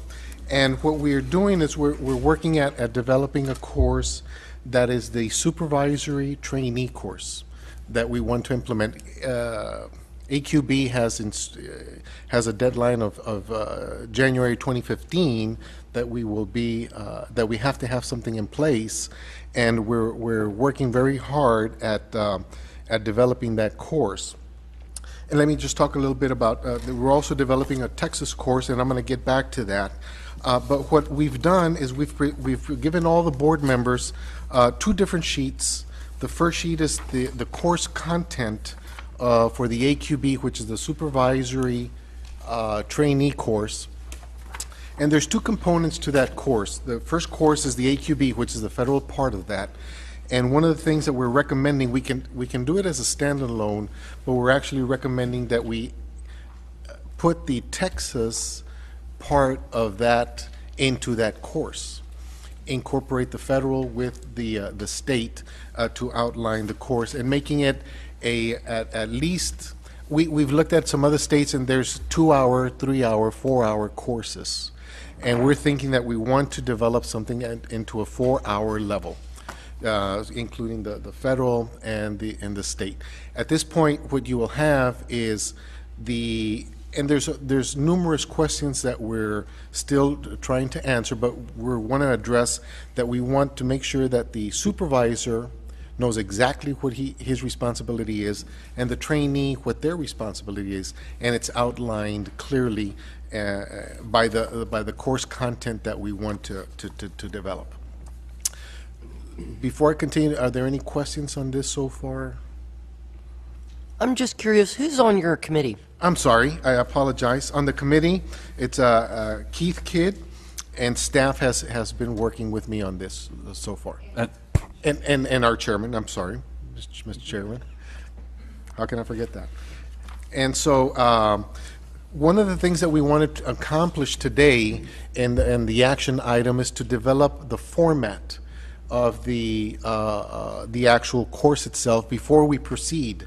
And basically, the recommendation, or what we're suggesting at this point for the board to consider, would be to have the AQB component of it with the Texas component, and develop a course based with on that information, with following the course outline that has been given to us by AQB. So for further clarification, just to kind of a little bit of background too, particular for our new members, is that we had legislation that was passed at a national level through Dodd-Frank, came to the states and said, you will develop a course for supervisors and trainees that they will have to take to be a supervisor and a trainee. That kicks off January 1, 2015. So this is the infancy of that process and making that happen. There are some broad guidelines that have to be, subject matter that has to be contained in that course. And then, so what Luis is saying, we're taking that broad guidelines and we're implementing in specific rules that are present in Texas for implementing those broad guidelines. And then the other thing he's talking about is an entirely separate course that we're coming up with on our own. That's the Texas course that's just for what's happening in the state as far as where do people get their, where do we see the most complaints coming, and we'll get into that. And dates. That will be a completely separate course. They could be taught back to back, but they're 2 entirely separate courses. One's mandatory that we have to have in place by January 1, 2015, and the other is something we're bringing into being on our own. Go ahead. I love the idea. I hope we can use the education as an opportunity to maybe open up the world of trainees again. And so I'd ask that you be careful that we not scare people away from a supervisory position, but simply do our very best to educate and demystify it. What we are hearing on the street, certainly what I'm hearing on the street, is it's very difficult for someone to get back into this industry or to get into this industry as a startup appraiser because there are very few people willing to take on the role of sponsorship. So I think it's a great opportunity for our agency to be on the forefront of getting the education out so that we lessen the frightening things and maybe open up those opportunities again. And again, one of the things that we want to do at this point is develop a format. After the format is actually develop a course outline that we bring to the board for your input. And we're trying to see if we can have something done. I want to have a next meeting before the next board, our board meeting, so we can, and I'll try and get an outline to you. So for our next board meeting, we can already have a good course content that we can actually deliver and work with. Now, there are a lot of questions out there, and it has to do with, well, who's going to do it, who's going to deliver it, and all that. And so that's part of the process that we are still developing. We don't have any specific answers right now, but we're working at making sure that the steps that we're taking at this time are good, solid steps, and that's what we're doing right now. We're still in the infancy stage of this at this point. And I'm sure the Commissioner's working with you on this, but I know the state of Texas recently implemented a broker's responsibility course on the real estate side, and it's likely that there are some segments of that might be educational in terms of formatting at a minimum. Right. Not only that, but we're also looking at are we going to be looking at qualifications? Who's going to be able to teach it? Who's going to be able to provide it? And so those are some of the infancy questions that we're still working on. And this isn't a new phenomena. That is, there are course developers. You tell them this is what you want. Here's the Texas component that implements into that. They'll come back to us with a proposal. So I think we're down the road on that process, and we'll report again. Do you need anything else from the board, or? Well, at this time, if I could, I'd like to go ahead and introduce the new course, the Texas course. Okay. And just describe it a little bit to our board members. And this is something that I'm real excited about, because it's something since about 2 years ago I wanted to do. It was develop a course for the state of Texas to existing appraisers and to upcoming appraisers that we can do. And again, it's in its infancy stage, but basically the course talks about an overview. It talks about the mission and purpose of TALCB, who are the board members, the Appraisal Foundation. It talks about the AQBs and the supervisory and levels that they have, policy statements. It talks about the qualifications of the different appraisers, if you want to move up, what you need to do. It talks about AMCs and their responsibilities. It talks about record keeping and the complaint process and what we have to do, the differences between the Texas laws and the federal laws. And then to also incorporate some kind of a case study or case studies and talk about violations, which are the most often violations that we have here on the that we see here at the board. Let's educate our appraisers out there and show them by doing a case study. These are the cases, and these are the most common complaints that are coming in. Schools or providers, we need to address these, and we also can enforce that. So we're still in the infancy stage of that. We don't know if we want to make it like a 2-hour course, make it a 3-hour course, a 4-hour course. I think the content, as we continue to develop it, will let us know. And what we want to do is piggyback it. Either if you have a 7-hour use PAP, if we have a 2-hour Texas course, combine it with a Texas have the Texas course with USPAP and have it renewed every 2 years or have it renewed every 4 years? So see, these are still some of the questions that we're still pondering on and working with, but I wanted to bring this to the board's information and ask for direction, and so we can, once I have the direction, we can start actually developing the course, and by next board meeting come back with a, and have your input, obviously, have your input for what we need to add to or delete from the developing course. Mr. Chair, may I ask a couple Yes, questions? yes.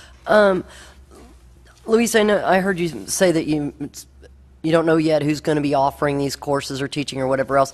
Have y'all, and this may be way premature, have you thought about locations for this course? Like, is it maybe regional? Well, I would suspect at this time that they would be offered by all the providers that we have here, national providers and also local providers. And is that something that my second part to my four-part question that I've cut in half Promise to keep is that something that the board members, particularly those of us that are public members, would be allowed to or could attend? Absolutely. I think one of the things that we're looking at is not only having it live but also online, so it could be open to several people that. And that's one of the things that we're looking at. Definitely, it would be open to everyone, to answer your first question. But we still haven't defined whether we want at least the first session to be a live session, and then for to be done online, or have multiple ways of teaching this course. But we definitely want to have something in place that all Texas appraisers have to take for credit, for continuing education credit. And like I said, we don't know if we want to go 2 years or every 4 years. And if it goes in line with the Texas legislature where they change the rules and everything, we may opt to go look at a 2-year, every 2 years for 2 hours, to do it in conjunction with USPAP. When you do USPAP, you do our course also. This will help identify the new rules. It'll help identify the new changes. It'll help us identify what Texas is doing as a whole. We'll continue to update the all appraisers as to where the board is and what we do, what is the complaint process, and what is the latest leading complaints that are coming in. You know, is it USPAP violations because it's highest and best use that they're not addressing, or is it lack of language? Any number of things we can modify this course to address the issues that we see here at the complaint process, in conjunction with just a general overall view of what we're doing here in the state. Thank you. Thank you, Mr. Chair. Right, and the Education Committee will be meeting again next prior to... Well, sometime in November. At next- this that's time, right. it's a preliminary date. Hopefully, before the next board meeting, we want to have So if any board member wants to have input, let one of Yes, the we will- education board members, committee members know, and Oh, yes, we'll definitely post it, and we'll welcome the public. And as a matter of fact, one of the things that we may be doing is we may be inviting for this next meeting some of the providers. Right, invite the providers to come and have input and say, this is the preliminary agenda that we have, or this is the course outline that we have. What else do you think we can massage, add, or delete, or is it, what are we doing? So, I asked Mr. Chair that I'm proposing that we follow the format that we can continue with this, and ask the board's approval on this. sounds good to me. Does anybody else have any thoughts? All right. Thanks for the work. You're clear to go. Very good. Do we need a motion, since we have a motion? No, but, okay, very good. Thank you. Agenda item number 14 is staff reports, and we have decided to have individual board members since we all have the staff reports, we've been provided with copies of the staff reports, that we're going to, instead of having every staff member make a report, we're going to ask the individual board members that have a specific question of certain Mark or anyone, that they identify which parts of the staff reports they need clarification on, and then we'll ask that staff member to make that presentation. Otherwise, we will assume that what we've been provided is adequate. So who would like to make, do you want to make it overall? First, yeah. Okay, Yeah. great. Is that all right? Yep.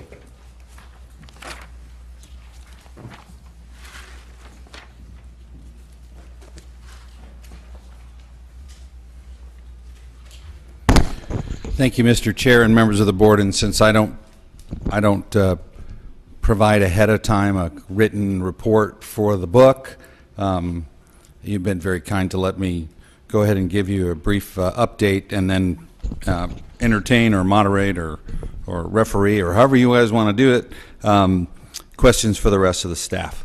So thank you very much. Since our last meeting in May, your staff has been very busy supporting the board's advisory committees, educating the industry, and implementing legislation that impacts our areas of responsibility. Tony Slagle, one of our staff members, will offer you an opportunity to ask any questions on legislative matters later in the agenda. We spoke to the Association of Texas Appraisers gathering in San Antonio, quite a large group down there, and we'll brief the FACT Board of Directors, the Foundation Appraiser Coalition of Texas, their Board of Directors tomorrow. We published 2 issues of the agency's e-newsletter. We staffed meetings of the Enforcement Committee and the Education Committee. Recommendations from each of those, you have heard some, and there's more on the agenda later today. We work with the Finance Committee on the final draft of next year's budget, and thank you for that approval of that roadmap today as well. Note that as a down payment on our cost reduction efforts, we have negotiated a reduction in the board's costs under the Memorandum of Understanding with the Commission. That's on the agenda later today, and also proposed as a part of our budget elimination of the voluntary $2 per year electronic newsletter fee to our licensees. That has a negative effect on the revenue side of $6,200 roughly, but our cost savings on the personnel side were about $10,000. So that's still a net positive, and that is included in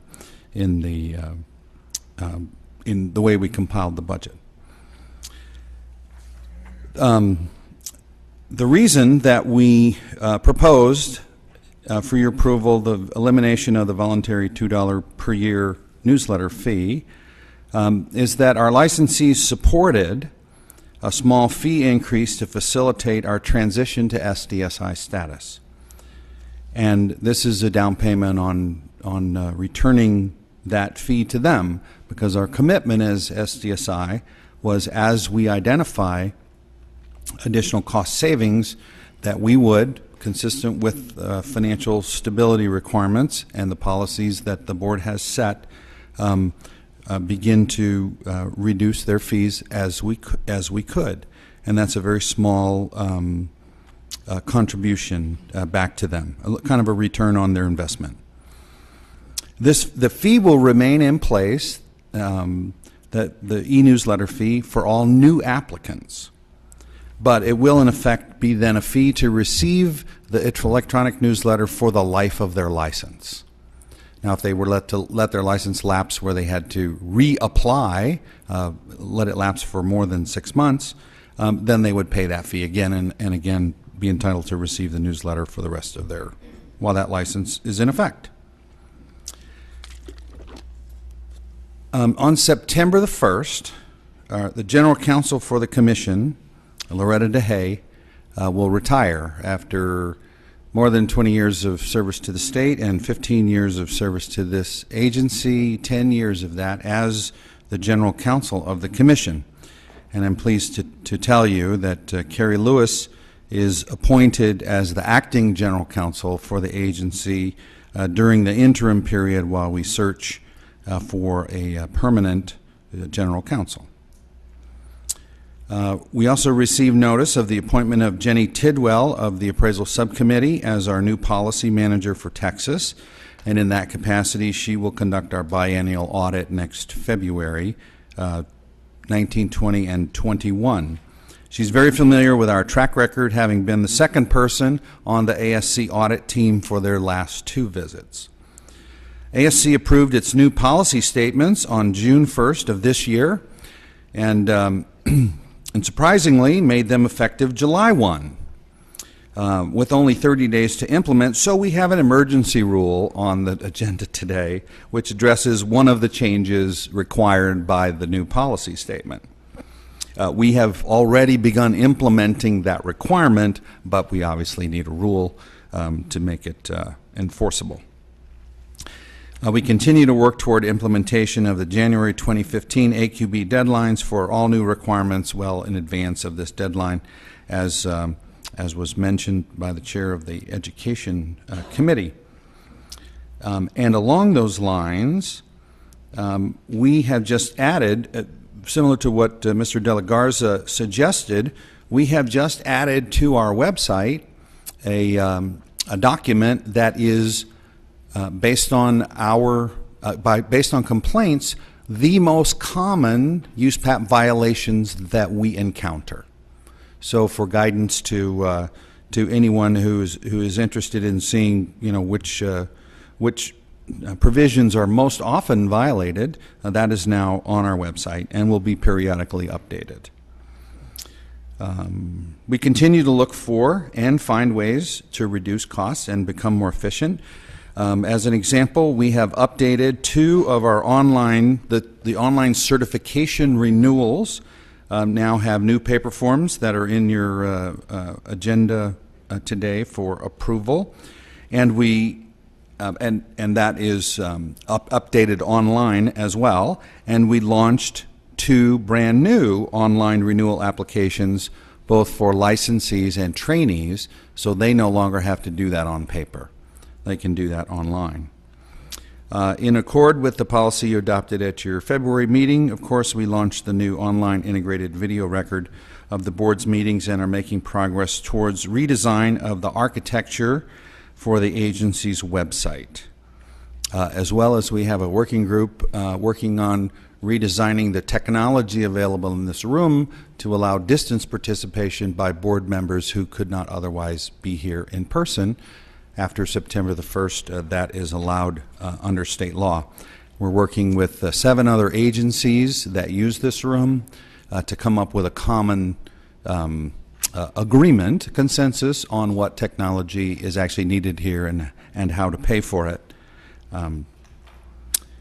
Let's see. Working with the Foundation Appraiser Coalition of Texas, the Association of Texas Appraisers, and Arrow, we continue to build fruitful dialogue for advancing the agency's mission. As I said, I spoke to the Association of Texas Appraisers in San Antonio, and I do want to just make the board aware that we try to accept every invitation that is posed to us for staff to interact with our licensees, especially through their professional associations. And most often, we're able to do that, and the associations simply pay reimburse us for mileage, and that really helps on the budget side. So it's been a very busy quarter, and we see the same ahead as we continue to support the important work of the board's advisory committees. Prepare to attend the October Arrow meeting in D.C. We look forward to facilitating the board's workshop and training day on November 21st on the eve of the next board meeting. So I'm happy to answer any questions you have of me. Otherwise, I'll turn it over to board members to address any specific of the division reports that you would like additional input on. Mr. Chair, just one question, Mr. Yes, Holdings. You barely touched on it, was the technology end of it. Any idea when the new website and the new technology will be launched? Well, our target is to have to launch it this winter. We would like to get it out by the end of the year, but I think more realistically, it'll probably be February before we're ready to roll it out. Thank you. Any more specific questions of the commissioner? Okay. All right. Thank you very much. All right, thank you very much. Then we are going to, I'm asking the board members to identify specific, either through the tab or through the specific department, areas that we would like staff to address. And I know there's some. Okay. I think if it's permissible to you, Mr. Chair, I would like to go to the enforcement case trends, starting on page 162 of our 307. And So should we have Mark come up and let's see. So tell me again what tab you're under? right now, I'm on page 162, the bottom right-hand corner. It'll be under tab 14. Oh, I'm sorry. Yeah, the tab 14. On page 162, okay. Okay, sorry, I didn't hear the question. No, I haven't asked. I just wanted to get everybody there yet. Oh, I yes, wanted to yes, make yes, sure okay. We had the right All right. man here, and he's got the right chart. And from what I can tell and see from this, first of all, thank you for getting this report done. I think this has been, I think in other forms it's been produced, but this is incredibly helpful to see how the curve is going up generally on resolving cases, and it's going down on complaints. And if I were to make a guess in that 5,006, 5,007, up to about the fiscal year 10, that big jump had to do with the industry. Is that correct? Yes, ma'am. I should just identify myself again, Mark Murnick, Director of Enforcement, TALCB. But that would be probably a educated guess as well as any that with the housing crash, residential housing crash in 2007-8, that a lot of those complaints were probably spurred by that, and with a little lag in the residential market in lending, though picking up recently, that was probably the drop in cases in 11 and 12. So, yeah. And you're showing a lot more, it looks like, efficiencies in being able to catch that backlog. I know when I first started here, there were some significant backlogs that were called to the attentions of folks that we not necessarily wanted to have the attention drawn to. Yes, ma'am. I think identified in February 2011 when I came, we had about 560 open cases. In February of this year, we had about 180. I think we're down to like around 165 now, and probably maybe even lower than that. Though I would caution, I think our cases have gone up recently in the past few months, as I was discussing with Mr. Crisp and the other ATA, Mr. Palacio. Seems over the past few months I've received a little spike in cases from particularly financial institutions. So I think identified maybe back in February, I attribute our success in bringing down the cases to some of the new staff members, new case management procedures, and just better litigation management. And so, yeah, if I look at a 3-year average trend, we're looking at receiving about 220 cases and closing about 308, so that's about a 40% reduction. And that beats out, if you look at like a 5-year average, we're receiving about 259, closing about 286, so about 10% reduction. And going back over a 10-year period, we're receiving about 220 cases and closing about 209, so that's a 5% gain.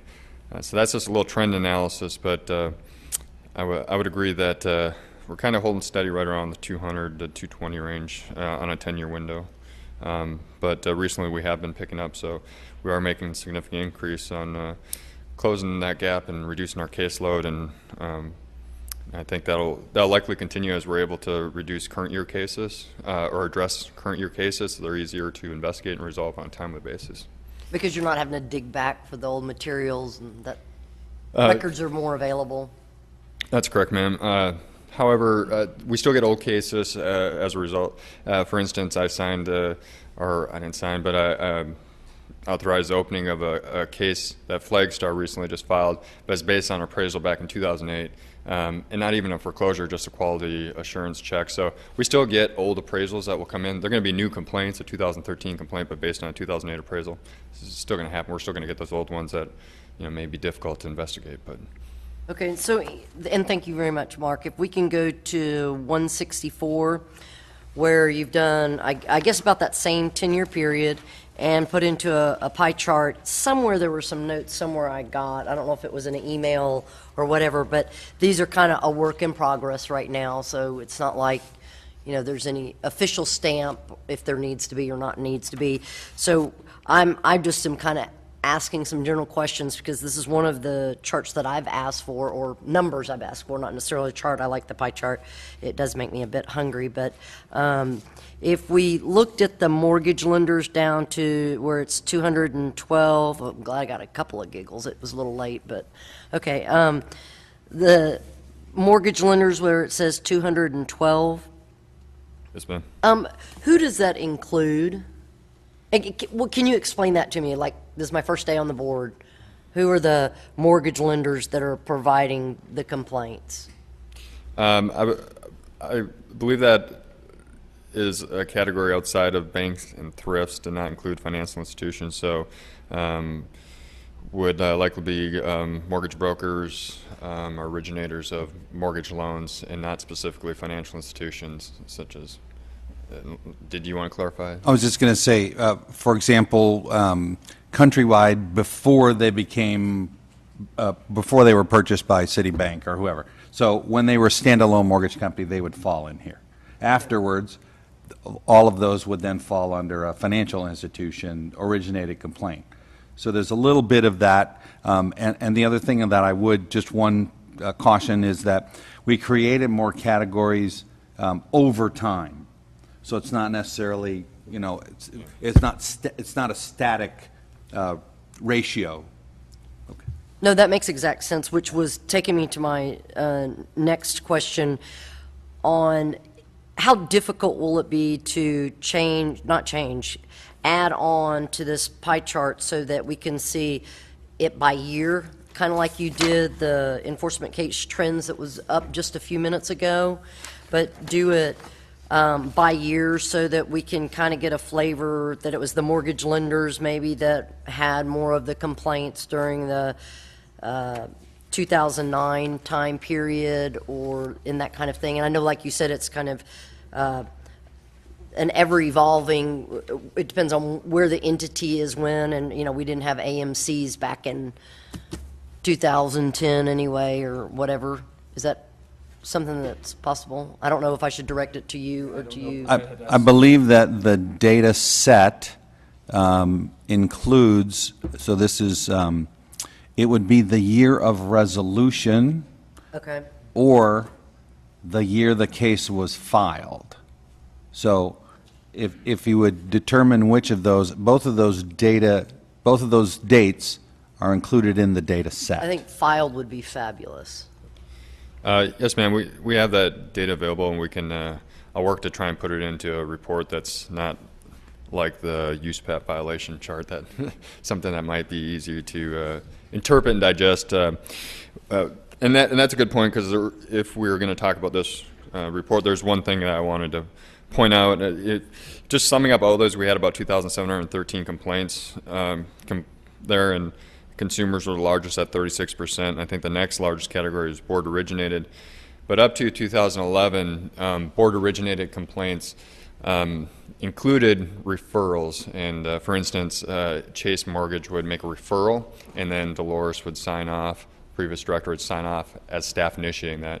Up to 2011, this board approved a recommendation that brought forward that we reject those, push them back to the referring party, and have them file our complaint, which we have been doing since 2011. So I think doing a year-by-year comparison will show that this board's efforts since 2011 has probably significantly brought down board originated complaints. Would you be willing to put some of those like little footnotes in, because those are real important, but my brain can't.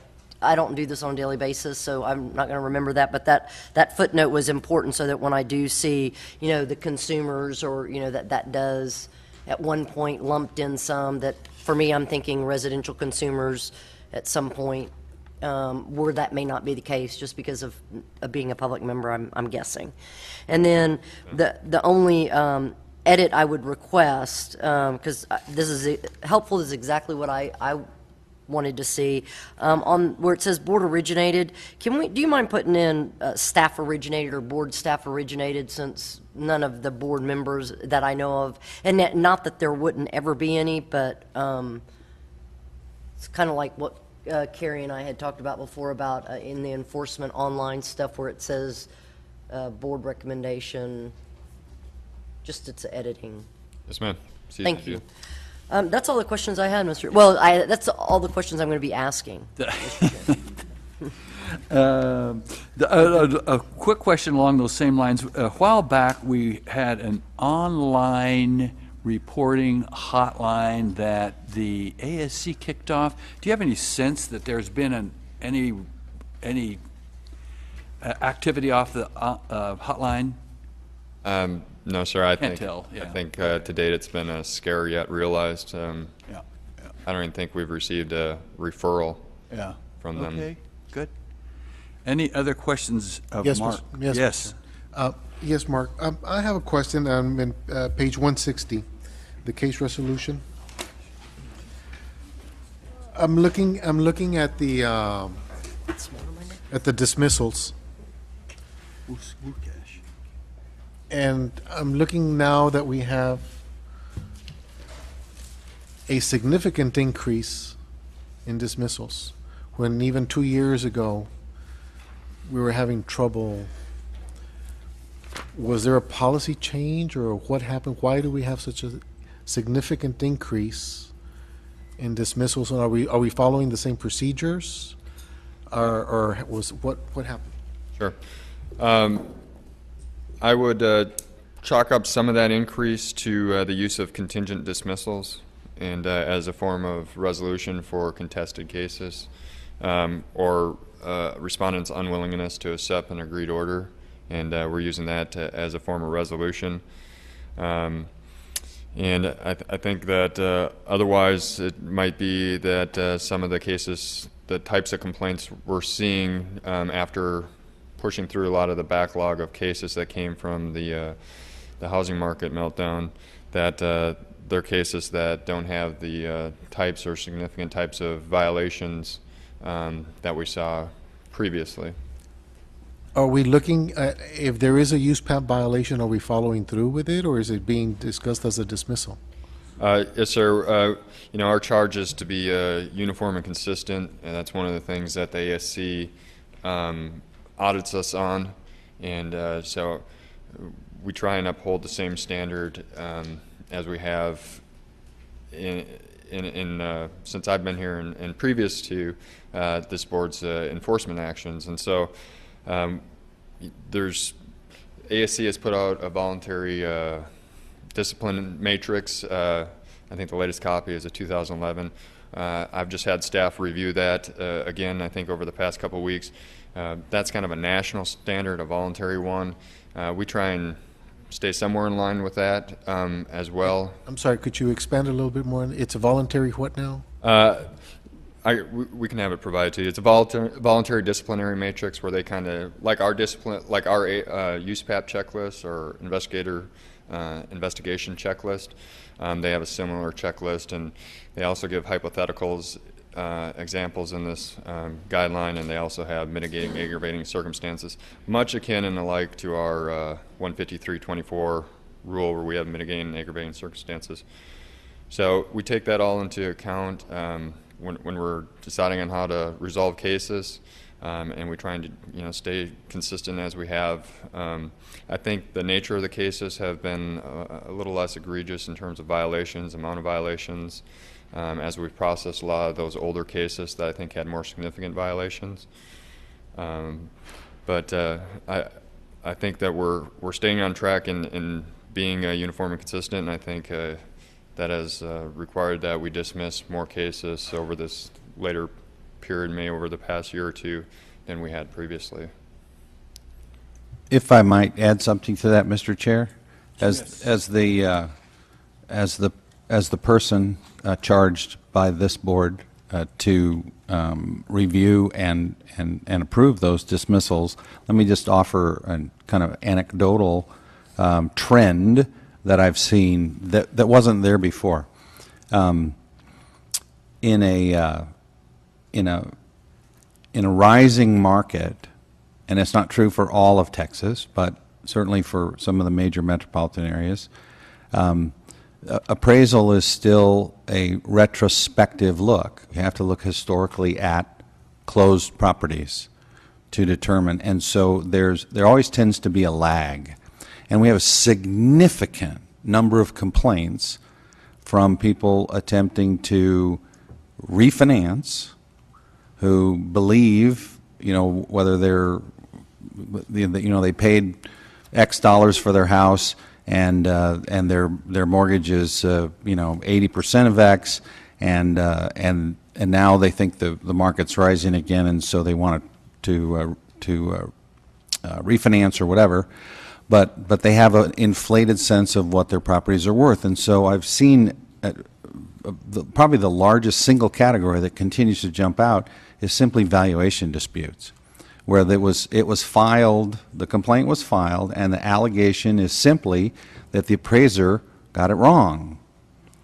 And our job is to look at the appraisal report and say, does this fall within USPAP guidelines or recognized methods and uses, methods and techniques employed, and if all of those boxes are checked, then it's almost irrelevant what the result is as far as the number. And so when that happens, we dismiss it as a value dispute. We find no significant USPAP violations, and it's a value dispute, and it's dismissed. Any other questions? Yes, I'd like to go to the next page. I need you to help put a definition on your distinct respondents. What is a distinct respondent as opposed to a repeat offender? This is a chart that's born out of a measure that we used to report when we were not in self-directed semi-independent agency. So the terms that go into this, it looks back over a 2-year period, and if you've had multiple disciplines over a 2-year period, you are considered a repeat offender. If you are a one-time or first-time offender within a 2-year period, you're a distinct respondent. So just looking back in a two-year trend, lagging 2-year trend.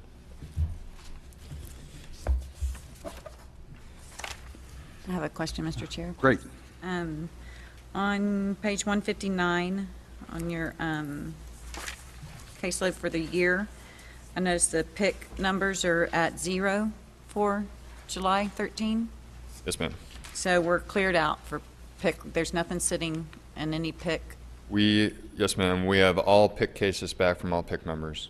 I have 4 PIC members that have not investigated at least one complaint this year, and we are trying to find cases for them.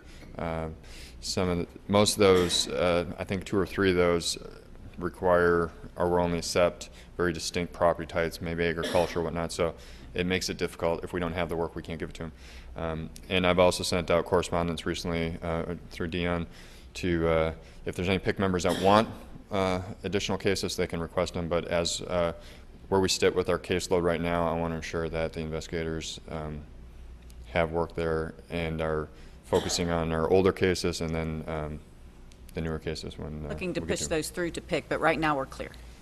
That's correct, ma'am. Great, thank you. Can I ask a follow-up just real quick so I'm on the same page? I mean, I am on the same page, 159, but when you're saying PIC, you're looking at the sent to peer review committees where it has the 0. Yes, ma'am. Okay, just want to make sure. Your acronyms, you use them a lot in your world. Lawyers don't. Yeah. Yeah, right. Any other questions of Mark? So then we will go to, thanks, Mark. Thank you. I did have one more, I'm sorry. I thought you're done. You're done. Sorry, you're not getting another break. It actually was a follow-up. Okay. It was a follow-up on Luis's. I put my notebook away of all those questions. On the agreed orders, and what was that, Luis? What page number? 60.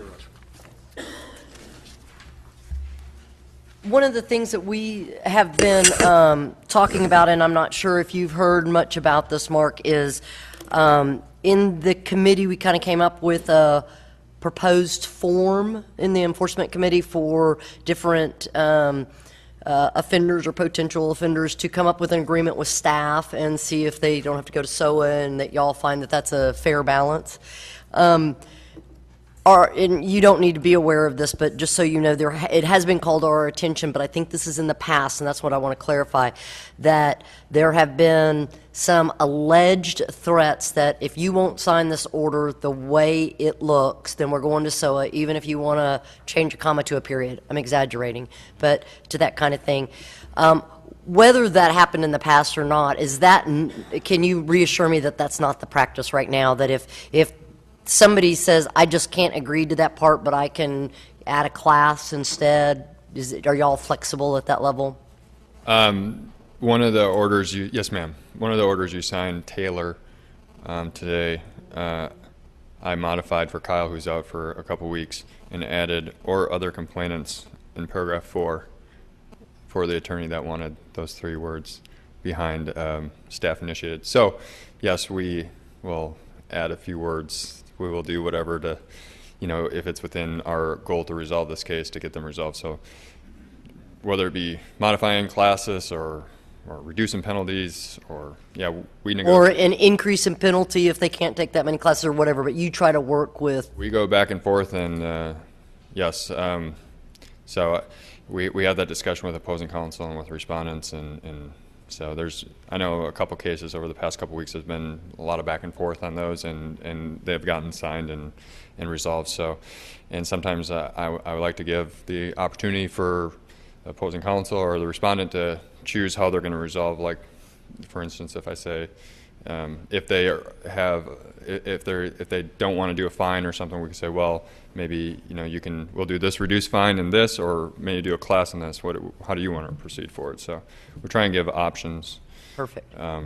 Where possible, also if it's within what we think needs to be addressed in resolving that case. Thank you very much. That is all I had, Mr. All right, Chair. thanks. Very good. Okay, we have, thank you, Mark. We have in the audience the chairman of the Texas Real Estate Commission, Avis Wukash. And Avis, do you want to say anything to us, or do you have any thoughts you want to? You bet. Come up and.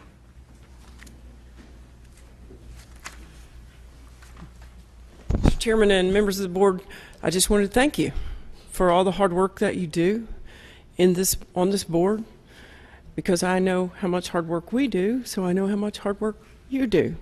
And I appreciate it because it keeps our business together running along. And to see if you had any questions for me. I just wanted to say thank you. Have any specific questions of the truck chairman? No questions, but a comment. Thank you very much for coming and joining our meeting. This is, I think, in my tenure here, it's the first time we've ever had a real estate commission come over. So thank you very much. I had hoped to be here sooner, but as you do, I also run a real estate office. Yes. I couldn't get away. Yes. until now. So. Thank you. Well, I hope to be able to attend one of your meetings before. Come on, we'd love it. So. We'd love it. Actually, can I ask a question? This is so funny because I Googled it just like last night. No. How many active licenses do you currently hold with brokers and agents? Active. Anybody know? It's 140 on the commission. Active and inactive. 141 367s. But that's something like that's that. Active and inactive. Isn't Well, that's active and inactive. No, that's the total number. She asked the active question. That's why I didn't know. I couldn't get the active number from Google. It's on the regular monthly report. Okay. In the materials, it's broken down by active and inactive by license type. Yeah, if you look, like you've got your report section. Our report section is in the first part of it. Just go down and Gwen's got all that stuff. And it takes it Yeah, out. it's like an Excel spreadsheet thing looking. Thanks. And I apologize for not knowing the active number. No, that's no problem at all. It's just ironic because I was like, man, I just Googled that last night. So cool. Good job. Good I just job. was trying to not have to go to Google again. Well, and if you want to give me your card, I'll email it to you. But okay. Thank you very much. Thank you. Okay, now we're continuing with staff reports.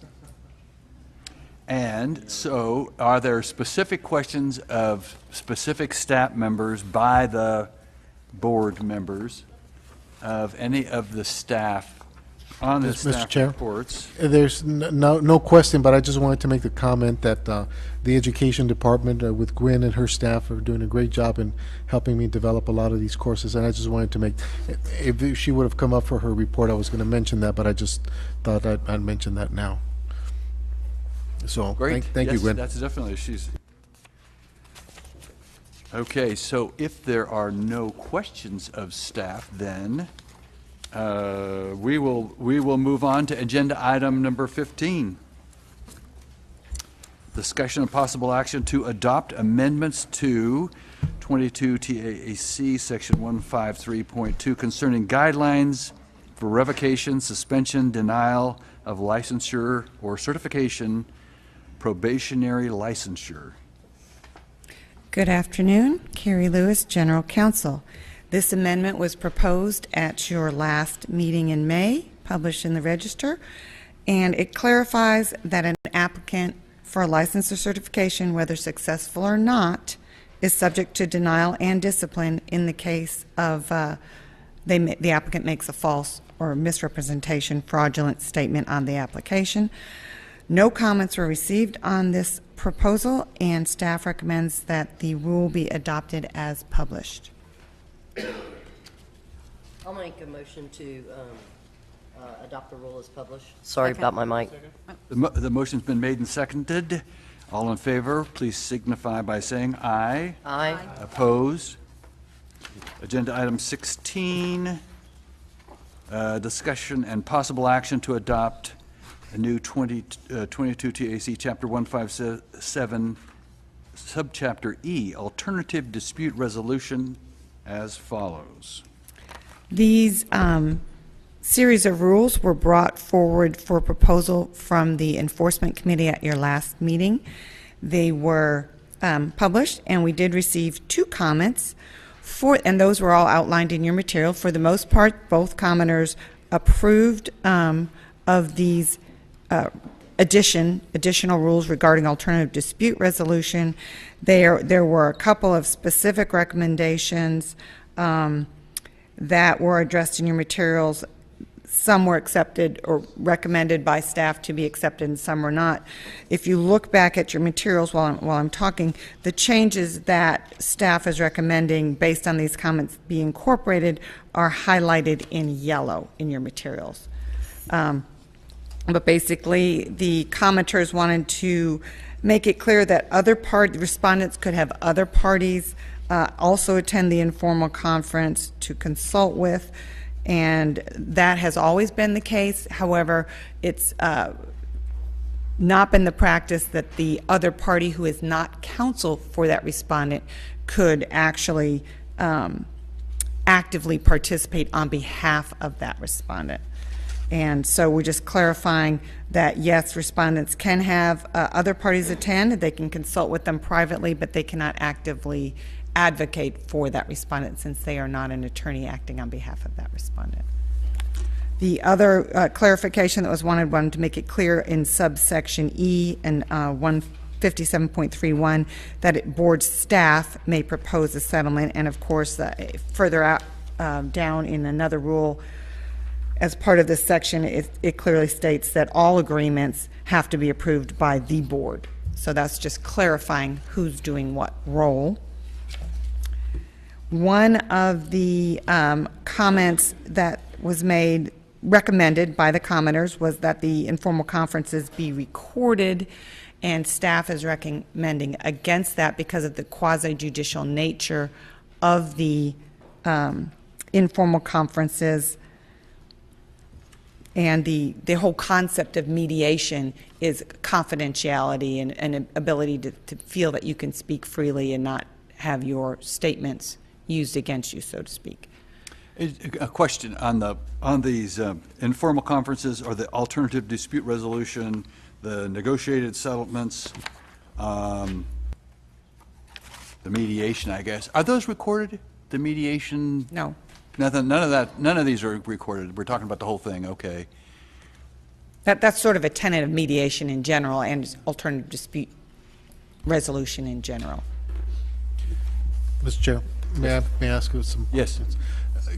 Carrie, thank you for all the work you're doing on this. And In simple layman terms, without looking at all this, the informal conference, can you just kind of run through with it and what it means and what is the impact of that to the appraiser in simple layman terms? It's really just like it's a settlement agreement conference, basically. It's an opportunity for the appraiser to come in and basically give his or her side of why they did what they did, why they feel it was appropriate, if they made a mistake, if they didn't have documentation, to bring that and explain it, to basically explain their side of the complaint. And for a detailed discussion of the informal conference process, I might have Mark come up and talk about that, since he's more intimately involved with that. Yeah, that'd be fine. Because I want to do some follow-up on that. So, just following the process as it goes along, there's a complaint that's sent in to the board. It's processed. There's a number that's given to it. At that point, you inform the appraiser there's been a complaint. At what point do you determine whether it's an informal conference or a formal conference? Or is there a difference? No, sir. There's really not we don't make a distinction on informal or formal conference, and I think informal is maybe a bit of a misnomer in the sense that I think so. Yes. It's a settlement conference or discussion to discuss the case, and under a current scheme of 15324, within 90 days of notifying the complaint being open, we have to decide whether or not it's a formal complaint, in which we're required to send out notice to the respondent that's a formal complaint. Under the new scheme, it would be sometime after we determine that's a formal complaint that we may invite the respondent to a conference, informal conference, or they can request it on their own accord. We don't always request an informal conference. We will if we think that clarity on some of the investigative aspects would help us, but respondents are always able to request that, and it states that in our complaint process overview that we send out with the notice of complaint, that they can request that. I know that the enforcement committee has done a lot of work on this, but when I read the word informal, it makes me believe just come in and let's talk about this without any consequences. But what I'm hearing from you is, yes, there is a consequence regardless if it's informal or formal. Mr. Chairman, may I jump into this conversation? Actually, the Enforcement Committee has addressed that with the help of staff. We've been working towards making the language in the information being sent to the appraiser more clear. And so you might recall, I believe it was at our last meeting, we made presentation of some of those materials. And I know we get a lot of materials and it's hard to remember, but we specifically addressed that, Mr. De La Garza, and I think we've cleaned that up. I would be interested if anybody still has concerns that's been intimately involved in the process, because we've gone to a greater level of clarifying what's going to happen, who can attend, what they might expect, and we've had lots of conversation with staff about how to be sure that that's clear. And so I'm confident, as we sit here today, that we've made significant strides that direction. But if we continue to have questions or concerns, or you've looked at the materials that we've revised, then we certainly want to keep talking about it. With the enforcement committee, reconsider the word informal and maybe change it to something else that would be more appropriate to it, because as a layman, again, and as an appraiser, if I look at the word informal, that means this is a relaxed atmosphere that I'm going to, but in actuality, it's not. Can I? Oh, go ahead. One comment. I think the term informal conference is brought forward because that's what our statute says. Yeah. That's the terminology that the legislature gave it. And that's fine, but could we maybe put a parentheses after that and put formal? We have. Or do something? We have. We have gone to a lot of detail, and then Ms. McClendon, I am going to let you talk. We've gone to a lot of detail to describe, we've gone to a lot of effort to describe in more detail what they might expect when they attend that hearing.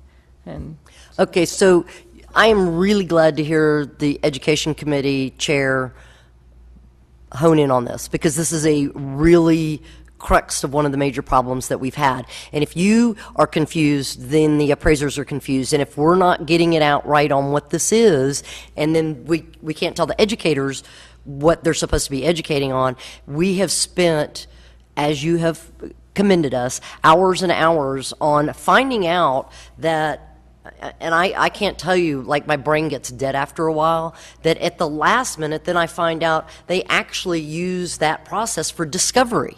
They actually use that process to say, oh, but you told us in informal conference, and it was like, but wait a second, I thought this was an informal conference. I thought we were negotiating a deal. It's like, yes, we're negotiating a deal. So what we've tried to do, and this is probably going to be good for the Education Committee, I don't think we're done, but what we've tried to do, and we've said we were kind of done, is that we, on the forms that they sign when they come in, that they know that, because it didn't say it before, everything you say and can be used against you in a court of law, basically, because it's you first sign the piece of paper. We had the examples, I think, at the last board meeting, where it's like, don't worry about a thing, you sign this, you don't need a lawyer, go about your business, this is happy-go-lucky kind of thing. And they get in there, and then by the end of the meeting, they're like, oh my gosh. Yes, exactly. So we changed the thing that they signed that I have, for different reasons, had to sit and read a document and then sign it and then go into a mediation process.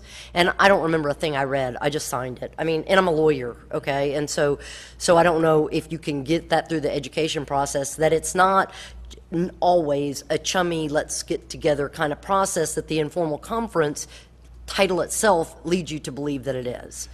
And I thank you for explaining that. And I think the key word that you used was discovery. And I would like to see something that would show this is a discovery phase of the process.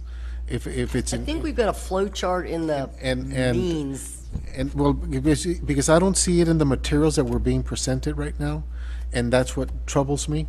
And so I would like to maybe, Could we get, Mr. De La Garza, maybe the last working version of the amendments that we made to the letter that goes out and the form that they sign? Because again, we get a lot of information. Maybe we can just shoot you an email. If you'd look at that, sure, and then maybe make some comments back to us. We're going to have another subcommittee at some point. And I don't mean to make this long, but I mean, we're looking at the process of what actually is happening, and every appraiser has this major concern. Absolutely. You know, if I get called on, what am I going to go through, a discovery or an informal process? And that's confusing. I want to continue to revise if revision is needed, but I want to be sure you know we've made some substantial. No probably question what about it. we're hearing is things in the past, and yes, we got to marry up education to enforcement so that we can now get the word out. But I want to the work that you all have done is tremendous. I mean, I commend the committee for everything that you've addressed and are concerned about. And I'm just looking at the layman part of it and saying, that's why I'm interested in you looking still through those same eyes at the most recent version, and let's be sure we haven't missed something, because we've been in lots of detail. You're very good. Thank you. But I kind of would like to follow up on the education part, but also on what we're seeing here with the edits. Mr. Chair, if I could, because it flows with everything, but I'm not directly corresponding to his question. I would like to talk to everybody about this. I want to thank Bobby and, again, the Association of Texas Appraisers for looking at this and just giving us comments. It's nice to know somebody's reading those out there, because there's many agencies, including our own, but there's many agencies that put out stuff for publication. Nobody ever reads it, so they don't think there could be another opinion out there. So to the both of you, take that back to the peeps that you talk to and all that other stuff. I do tend to agree with staff and with Carrie about the recording. I see why you had liked it recorded, but at the same time it defeats the purpose about any type of negotiations that could take place in there. I have an issue with the new part that was put in that says, however, those parties may not actively participate in the informal conference.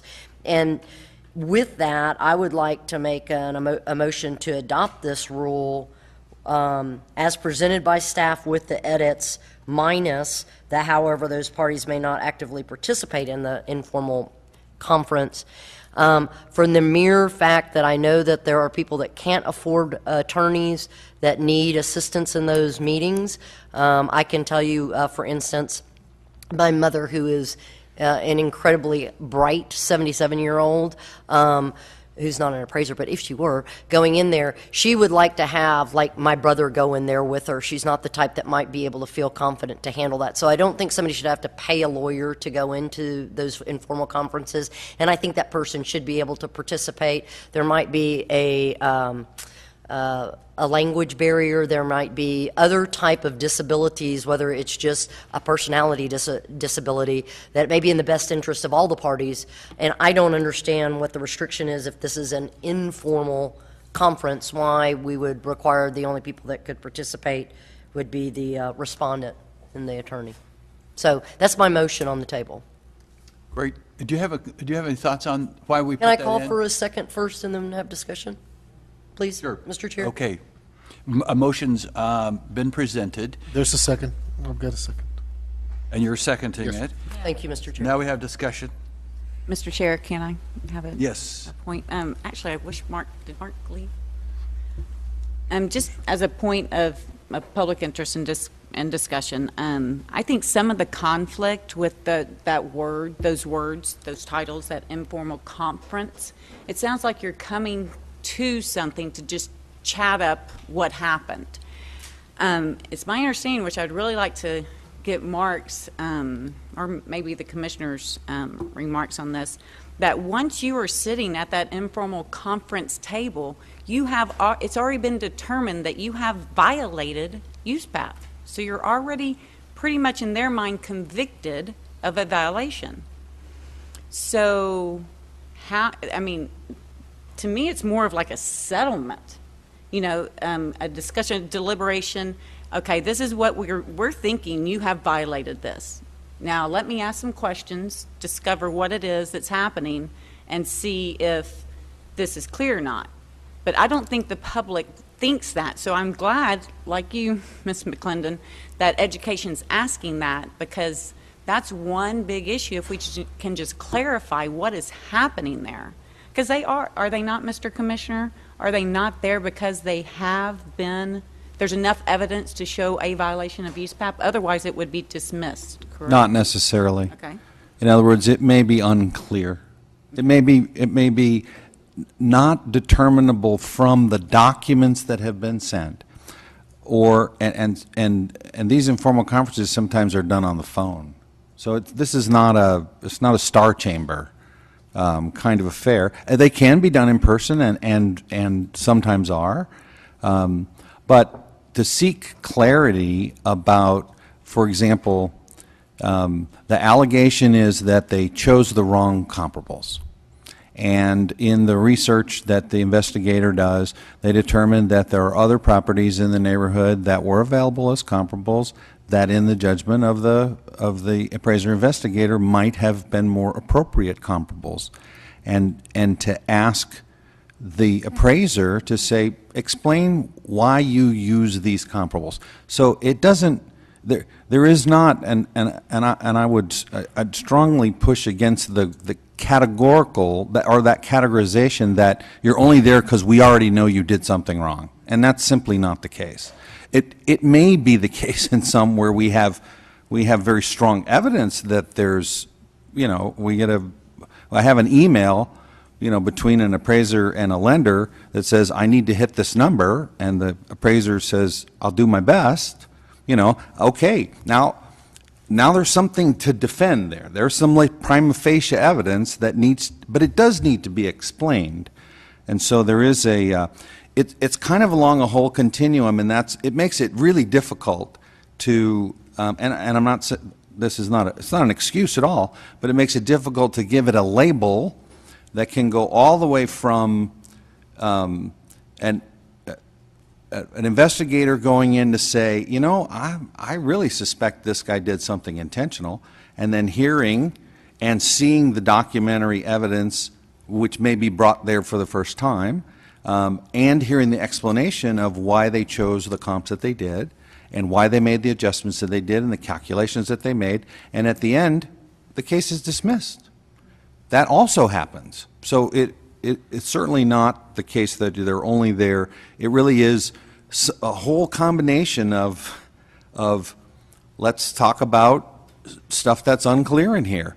I really haven't heard your explanation for, you sent me the documents that said these are the comps you chose, but I haven't heard your explanation of why or how you came to these adjustments or whatever. And depending on a whole variety of potential responses, it actually could end up in essentially discovery. I mean, these documents are provided and admissible and all that stuff, or it could be there. And I don't know what percentage to put on it, but I know that there are plenty that I've heard of informal conferences where it will say that in the dismissal form that comes to me that an informal conference was held and the appraiser adequately defended their choice of comparables, and we recommend dismissal. And Commissioner, thank you for enlightening us and telling the public what process there is. But I think there's still a stigma of that. It's, if you're coming in, it's not an informal conference or an informal setting. You really need to be prepared to defend your work, because there may be some consequences if you can't properly defend it. So it begs the question, an informal conference, do I really need representation to come and help me explain? And that's why I'm supporting the motion that Ms. Shannon did, because there may be a personality, there may be nervousness, that they may not be able to do it, and having an appraiser, another appraiser to defend that may be appropriate. But getting back to, I really would hope that we could add something to the word informal, discovery, parentheses, a discovery phase, and I don't know if we can or not. Well, I just actually looked at the statute, and it is not informal conference by the statute terms. It's informal discussion of complaint is what it's called, and nowhere in the statute does it use informal conference, at least by my find and search. And it does say that it is voluntary informal discussion of the facts and circumstances. So when you start discussing facts or alleged facts, then at that point it is discovery. To any lawyer, we know that that's what it means, but we're lawyers, so we know that, and the statute does allow for that. But there's no reason we couldn't, and maybe it's something that we need to take back to the committee, that it's not, we can say informal conference named this, but really we're getting ready to. I think it would. You could change the word informal conference if you could come up with an agreement today on something, and it wouldn't be a substantive change, and you could go forward and still do this. I think informal conference has historically been used since the beginning of having them. That's what they were termed based on the language. There maybe they didn't use that full term out, but based on that language, that's what they did. But for instance, if you wanted to call it an investigative conference, you could do that. I believe at one point settlement offers were made during the conference. I believe that is not your process anymore. Is that correct? That's correct. We typically will wait a day or two before we would pose any settlement offer to give us time to consider the discussion and everything else. What you guys are doing is perfectly fine. I'm not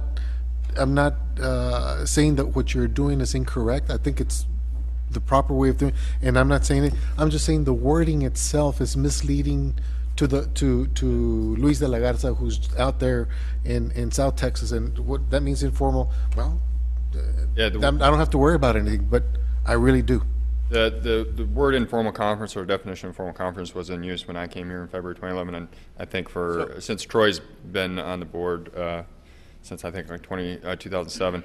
So I think that informal conference is that it's titled that because it's not part of a formal judicial proceeding. It's not in the court system. It's not here at the board. It's informal in the sense that it's not part of a judicial or quasi-judicial proceeding. It's two parties just meeting to discuss that. So I don't care if it's called a conference, a special session. I don't care. It's what it is. We have put language in there, and I think that information will be provided to you on the new form. There's one specific provision in there that the form they sign off on that tells them that if there's information that leads to other discoverable information, we could use that. And you know, just as we have negligence standards for appraisers, it would be negligent of us as attorneys if we found something out in this conference and we didn't follow up on it. So, but we made that aware in there. But I have no issue with the renaming of it. Or can I amend the motion then to? I mean, I know you just pulled that out, Carrie, but I actually kind of like investigative conference, unless it's something that the committee chair or something feels like we need to go back on. But the investigative conference, substituting informal with investigative, at least makes your ears go up a little Exactly. bit. Exactly, and I think that's the whole purpose of my discussion on this. And The if chairman we- has just brought up a point, is that, is this used in any of our forms, or is it throughout other documentation I'm somewhere sure that we we'd have need to to go go back and change? Yes. That we might want to just Yes. table this until, Well, for I the think purpose you of could today, I don't think you, I think you can move forward with the rule. Yes. But my suggestion might be to then send it back to subcommittee, because I'd still like to have your input on the changes that we've most recently made, to be sure a different set of eyes that hasn't been staring at it for 6 weeks reads it the same way we intended it. And I don't think this is some process that's going to take a huge amount of our time, but simply kind of a quick double check. I just can't think of other reasons why we can't keep getting together. Just really enjoy the time. before we go to the amended motion, I'd like to ask, that we took out the, It ends at the word privately. Right, you put a period at Period privately. at privately, and take out the rest, the however clause ends right there. afterwards. oh, privately, however, all these parties may not actually participate in the form. Oh, Mr. Chairman, can I ask a clarification question on that? yes. The first part of the phrase says that, you know, an attorney may attend. Right. And so we're presuming that an attorney will act as advocate for respondent. Correct. Presumably. We're saying that private persons, other persons may attend and may consult privately. Is it the intention then that other persons not serve as in an advocacy capacity for the respondent? So, in other words, how would this work? Were we saying, well, the other person can be there and can whisper in the respondent's ear but not speak out loud? But I'm envisioning I think historically that's how it has been. And Mark, is that correct? That if the respondent or the respondent's attorney could advocate for the respondent's position, but other people in the room could observe but not advocate. Is that correct? Mr. Kidd, that's correct. We've always allowed respondents to bring other persons with them, whether that be their mom, another appraiser, whomever, and they can have that discussion. But when we're discussing the facts of that case, we would either discuss it with the respondent or with their legal counsel to, I guess, maintain the clarity of the facts there, and discuss it with confidentially with that party and with their legal counsel, as opposed to getting somebody else involved that might not know the legal or specific facts of that case. Sure. So you're saying that you won't engage this other person, but if the other person wants to sit there and speak out loud to the person they came with, that's all right. You're merely saying from the point of view of your work, you will not direct questions or comments to them unless they are in fact counsel. That's correct. They can speak out loud to the respondent. They sometimes say stuff to us, but we don't engage them with discourse. They may say something that might harm the person they're with, and so if they don't have a legal training, or we just don't want to go there. Well, I'm going to go ahead then and amend my amendment too, because I can see that Luis is going the same way. Whether or not it's legal counsel or not, it could be, if someone says, this is where I'm going to go, just real quickly, that B says a respondent may, but is not required to, have an attorney or other people present at an informal conference, or other persons present. It doesn't have to be private. That person can speak for that person. If this is going to be, they can advocate for, or an advocate or other advocate, because if someone misspeaks on behalf of somebody else, that can't be used against them. I mean, if think so. Right. So I'm not worried about the legality standard of what my mama says about me. Well, I might be, but, so I agree, just say an other advocate.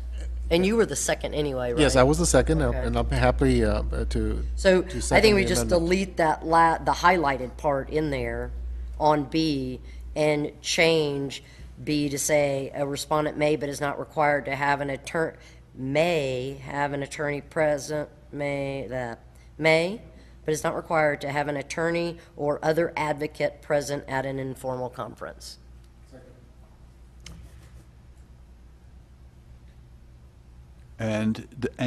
So you don't want to put in respondent may have other parties? You just say they may, That couples it together, is what they're doing. you are going to put that in?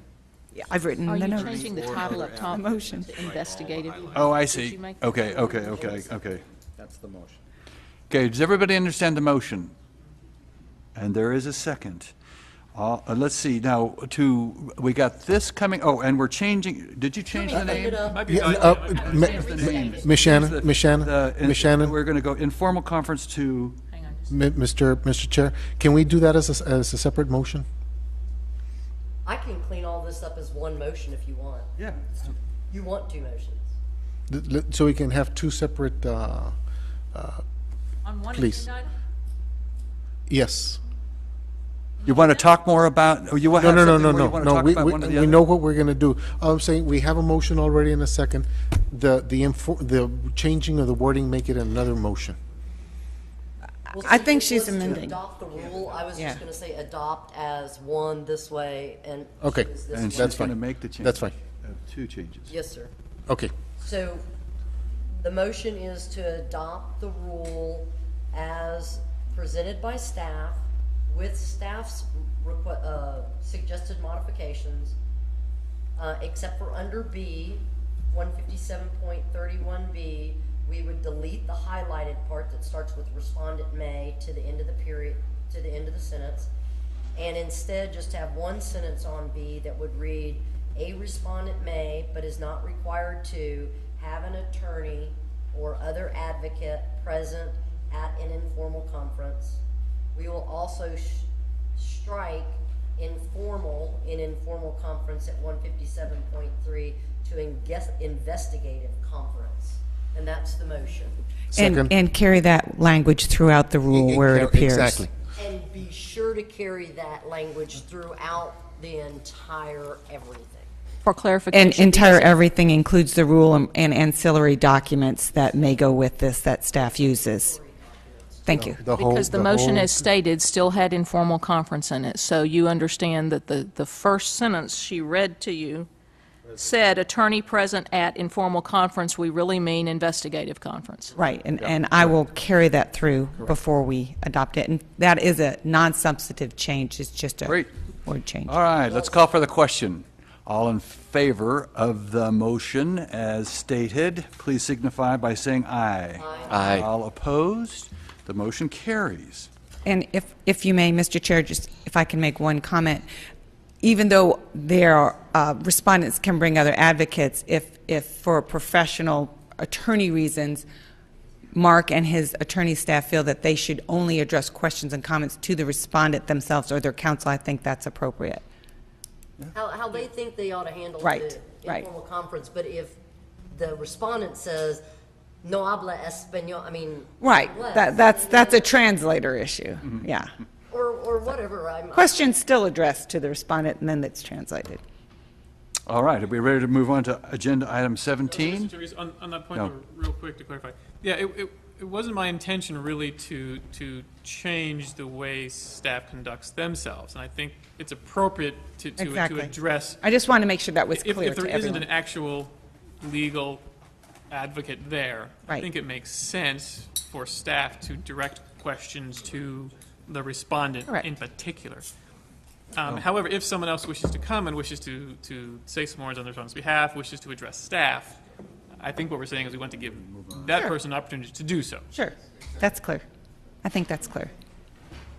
And with all that said, and I know we want to get out of here, with all that said, Mark, isn't that generally the case in a lot of instances? You have non-lawyer appraisers that come in and help other appraisers just so they don't open mouth insert foot into something that truly didn't happen, but they may just misspeak. Yes, ma'am. It's just putting in rule what's is already in practice, so I don't see no change. Great. Thank you.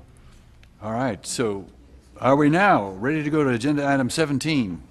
Discussion and possible action to adopt amendment to 22 TAC 159.159 concerning disclosure of registration number.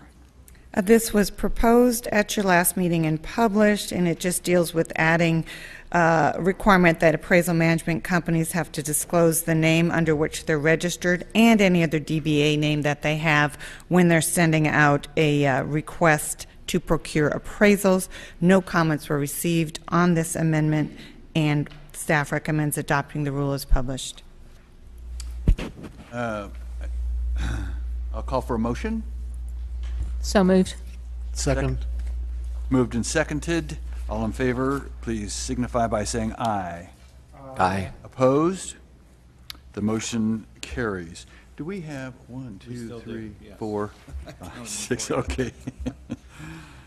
Agenda item 18, discussion and possible action to adopt amendment to 22 TAC 159.109 concerning inactive status. Again, these amendments were proposed at your last meeting and published in the Texas Register to provide a procedure for a registered AMC to elect to be placed on inactive status. No comments were received, and staff recommends adoption of the rule as published. Chair will entertain a motion. I move that we accept it. Second. It's been moved and seconded. All in favor, please signify by saying aye. Aye. Opposed? Motion carries. 19, agenda item 19, discussion and possible action to adopt amendment to 22 TAC 159.155 concerning periodic review of appraisals. These amendments were proposed at your May meeting, published in the Texas Register, and it was to clarify that appraisal management companies are only required to review appraisal services performed on 1 to 4 family unit properties pursuant as contemplated by the Dodd-Frank Act, and no comments were received on this amendment, and staff recommends adopting the rule as published. Chair will entertain a motion. Mr. De La Garza, would you like to make a motion? My Mr. colleague. Chair, I move that we accept staff's recommendation. Second. I'll second. I'm sorry, Mark, Mr. McAnally. Oh, there you go. There's plenty more. Yes. It's moved and seconded. All in favor, please signify by Excuse me, saying excuse me, aye. Mr. Chairman, I have a question. Aye. You have a question? Yes, I have a question. Oh, geez. Does this mean that no commercial appraisals will be reviewed? Is that what this basically means? That's what this means. Okay, thank you. I think it was that is the clarification between the two, or because of, that's what this was addressing. Let me clarify that answer. No commercial appraisals will be reviewed because of a requirement of this board. That doesn't mean that AMCs don't review commercial appraisals. Okay. But to meet this requirement, they only have to review 1 to 4 residential unit properties. It has been moved and seconded. All in favor of the motion, please signify by saying aye. Aye. Aye. Opposed? Agenda item number 20. Can we take 20 and 21 together, or do you want to have them separate? I think we need to do them separate because Okay. one is adoption as an emergency rule and one is a Okay. proposal, but they will be the same. Yep. So we can Okay. do them quickly. Agenda item 20, discussion of possible action to adopt an emergency basis amendment to 22 TAC 153.15 concerning experience required for certification or licensing. As Commissioner Oldmixon referred to in his staff report, the appraisal subcommittee on June 1st of this year set out a requirement that all 100% experience audits had to happen for all credentials. Our rule said that we could audit no more than 5% of state licensees. We do currently do audits on 100% of the credential licenses. So this is just a change to comply with that requirement, which went into effect last month. So our recommendation would be to adopt the amendments on an emergency basis as presented. Move to accept staff's recommendation on agenda item number 20. Do I hear a second? Second. It's been moved and seconded. All in favor of the motion, please signify by saying aye. Aye. Opposed. Agenda item 21, discussion of possible action to propose amendments to 22 TAC 153.15 concerning experience required for certification or licensing. And this is the same item. Once you propose something as an emergency rule for adoption, you still have to go through the regular process of proposal and adoption. So we would need to propose this to go forward. So move. Do I hear a second? Second. All in favor of the motion, please signify by saying aye. Aye. Opposed. Agenda item 22, discussion and possible action to propose amendments to 22 TAC 153.9 concerning applications. These amendments are proposed to implement relevant portion of Senate Bill 162. The effective date of that bill is September 1st, 2013, but the rules implementing the provisions do not have to be in place until January 1st of 2014, so it's just a regular proposal, not an emergency adoption. And it is implementing the requirements to have an expedited licensing process for the issuance of a license to spouses of active duty military, and then another section that was amended by the same bill, which requires a licensing agency to credit verifiable military service training or education obtained by an applicant who is a military service veteran or member towards the requirements of a license. And those are what the amendments set out in your materials provide. Mr. Chairman? Yes. I move that staff is authorized on behalf of this board to submit amendments to Chapter 22 of the Administrative Code, with Section 153.9 concerning applications is presented for publication and public comment to the Texas Register, along with any technical or non-substantive changes required for the proposal. Do I hear a second? Second. All in favor of the motion, please signify by saying aye. Aye. Opposed? The motion It carries. was simultaneous.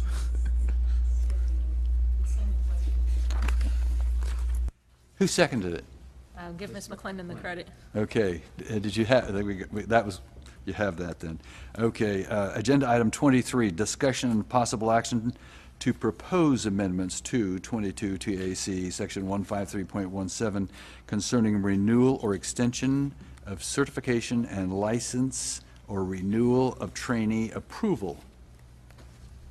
Okay, first I'd like to call your attention to the handout that you were given after lunch. It says agenda item 23 up there. This is a replacement. There's been a refinement to the proposal before we propose it.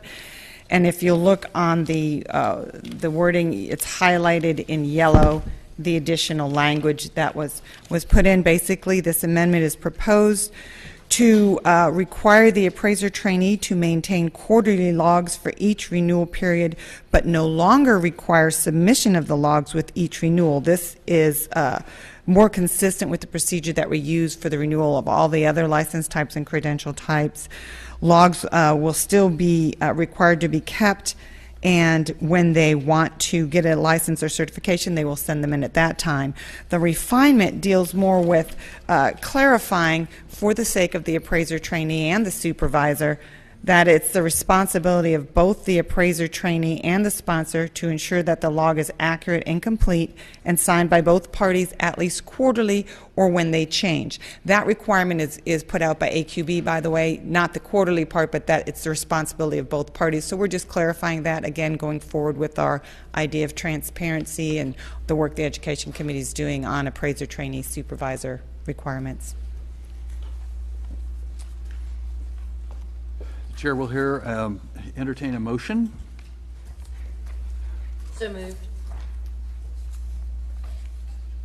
Second. And seconded by Mr. Kidd.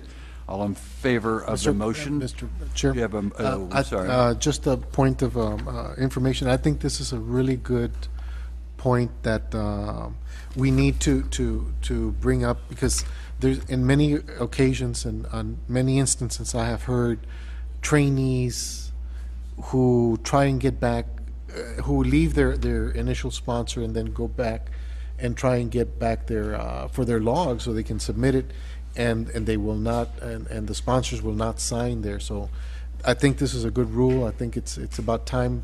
This will be one of the components that we will be putting into the Texas course that needs to be clarified. So this will definitely be part of that course. So thank you, Mr. Chair. Any further discussion? All in favor of the motion, please signify by saying aye. Aye. Opposed? The motion carries. Okay. Agenda item 24, discussion of possible action to propose amendments to 22 TAC section 153.5 concerning fees.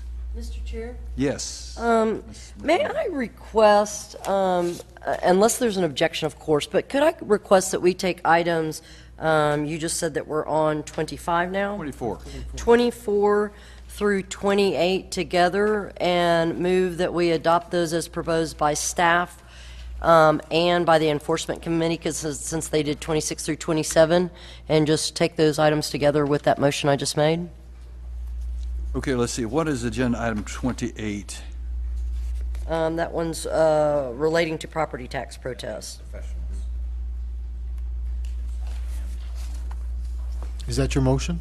That was my motion. I mean, if somebody has angst with any of those, we can pull them.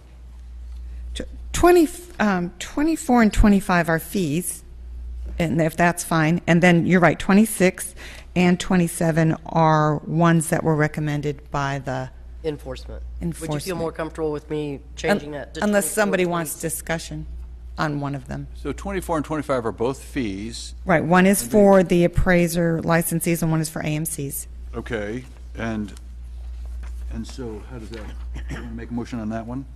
Yes, I would just move that we go ahead and take up the items 24 through 27, it sounds like, as proposed by staff and the Enforcement Committee for 27 and 26. All right, let's see. And then I think, did you second? Not yet. So it's 24 through 27, 24, 25, 26, and 27. We're going to accept the recommendation of staff. Does anybody have any questions? Any more, do you want clarification? Do we need a second? Did we have a second? We need a second. A second. It's been moved and seconded. All in favor, please signify by saying aye. Aye. Motion carries. Okay, so we are on 28. And I only didn't do that one because it sounded like somebody was excited about wanting to talk about property tax protests. I'm not. Agenda item 28, discussion of possible action to propose amendments to 22 TAC 155.2 concerning work relating to property tax protests. These amendments are proposed to clarify that when USPAP applies to work prepared by a licensee of TALCB for an appraisal district for the purpose of a property tax protest and requires disclosure By that, TALCB licensees that is duly licensed or certified as property tax professionals whenever they perform work for that purpose. This amendment provides even application of the law to property tax consultants and property tax professionals who are duly licensed. You will remember last year we went through this process for property tax consultants, and this is bringing property tax professionals under those same guidelines for the exact same reasons. Yes. I'd like to make motion to accept, but I need some discussion. Second. It's been moved and seconded, and we have some discussion. So basically, we're saying that tax consultants or tax professionals are now going to be under our jurisdiction? If they're duly licensed, they're already under our Right. jurisdiction. What we're saying is if they're presenting before a CAD and they are wearing their property tax consultant hat, that's fine. They have to give the same disclosure that property tax professional, they have to give the same disclosure that we now require of the property tax consultant. That is, I am doing this as a property tax professional. My report may not be in compliance with USPAP because I'm not doing it as a licensed appraiser, because if they do it as a licensed appraiser, it has to be compliant. So it's just a matter of disclosure to their audience, which I believe is required under USPAP, that they have to disclose their. So what enforcement would they fall under? The tax consultants? They are, I think it's TDLR. Both property tax professionals and property tax consultants are licensed and regulated by the Texas Department of Licensing and Regulation. Thank you. And just for a side issue, the commissioner did talk to the commissioner or the director of that organization. He said fair game is fair play, and we think that's on the mark. So, let me just please correct that. I did speak to the current chair of the Property Tax Professional Advisory Committee, and he said on his own behalf, not speaking on behalf of the committee, but on his own behalf, he thought this was a fair proposal because it levels the playing field. agenda, did we do everything? I don't think we didn't voted vote. We didn't vote yet. I'm sorry. Okay, we need to call for the question. All in favor, please signify by saying aye. Aye. Opposed? The motion carries. Agenda item 29 has been addressed. Agenda item number 30 is the executive committee. Did we incorporate that? No, we didn't. Discussion and possible action on recommendation from the executive committee regarding a system or procedure to track staff implementation of board directives. Mr. Chair, if I might, this was one of the agenda items that the executive committee took up this morning and had quite a bit of discussion about. We have given the board members a brief of what we are still proposing and asking for your comments on. The discussion will continue. So if you'd like to, yes.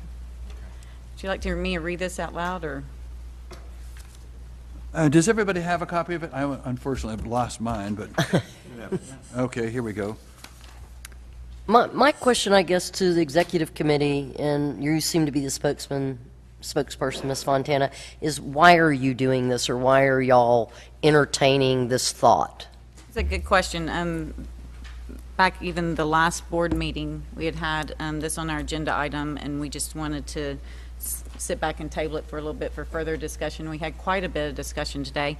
I think the main thing is establishing a line of communication, just to see the direction of how communication is to happen between the board and the staff. And I believe that these points do step out that communication. Do you have any questions? Yeah, okay, go ahead. I'm still, it's not answering my question of why does the executive committee feel that it's necessary to prevent a board member to have direct communication with the staff member about anything, anytime, whatever? I mean, we're appointed as individuals by the governor, with different agendas, with different concerns and different expertise. What I may be able to speak, well, I'm just asking why. Actually, I've never seen anything like this in any other agency at any other level. that was so.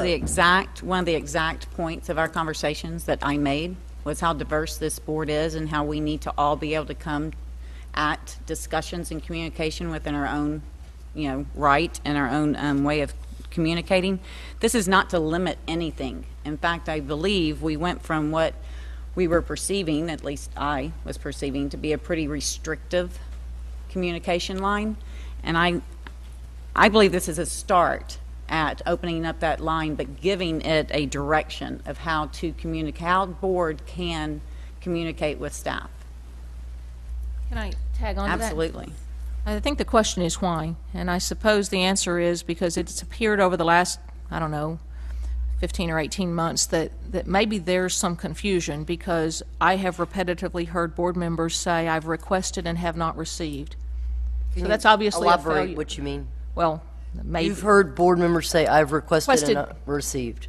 Maybe it's the matrix in my board packet every time, or maybe it's minutes perceived a certain way.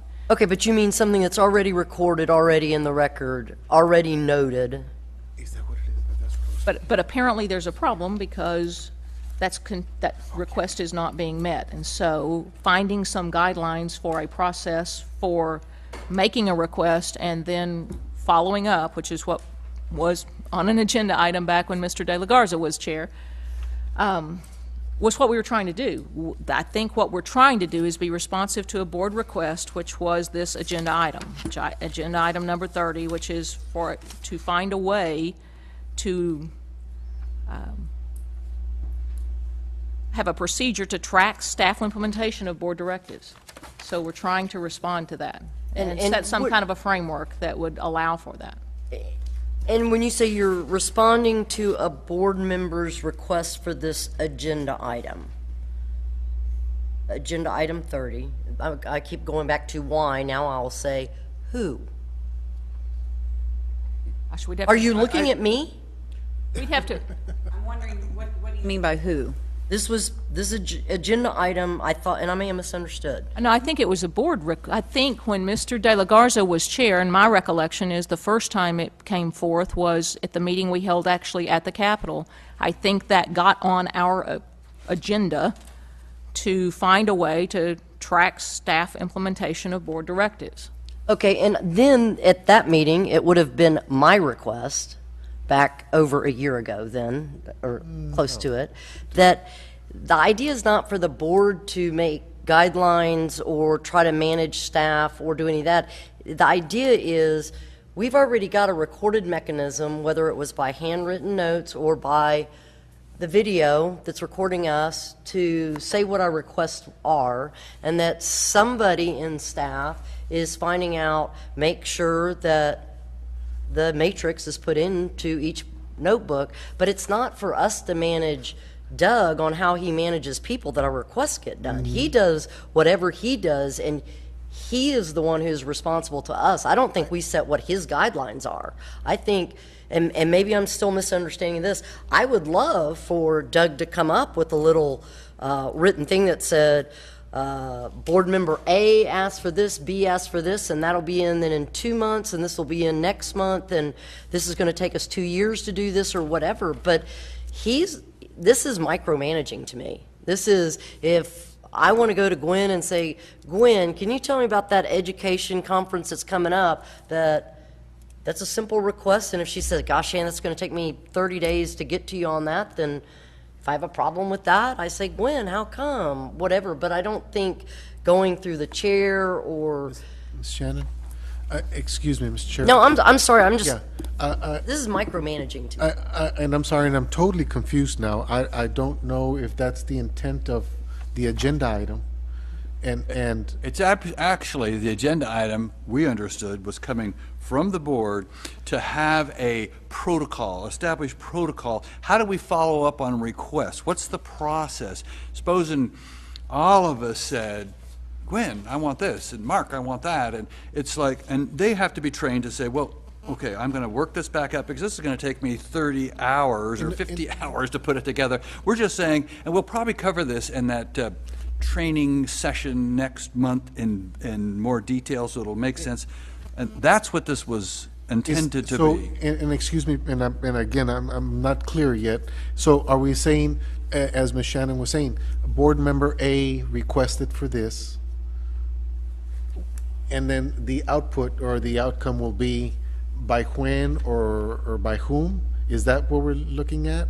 I think the problem is I don't think anybody's trying to limit communication. And if we want to wordsmith, that's what it's here for. These are just recommendations of our best shot at it. I don't think anybody's trying to limit communication. But if the expectation is that anybody at any given time can pick up the phone and direct staff, then somewhere there's got to be somebody accountable. Because, again, I'll just say that I've heard people say, I've asked for such and such and I didn't get it. So how do we create some kind of a framework to be sure there's some opportunity for accountability? So let me try to address what you just said. When I said let me call up Gwen to see about that, I have never, that I know of, made a phone call to staff for request. I don't know that anybody else is. Everything that I recall that us repetitively saying, which is usually Miss Fontana and Shannon, that say, I asked for that 3 times ago, I asked that for 2 times ago, I asked for it a time again.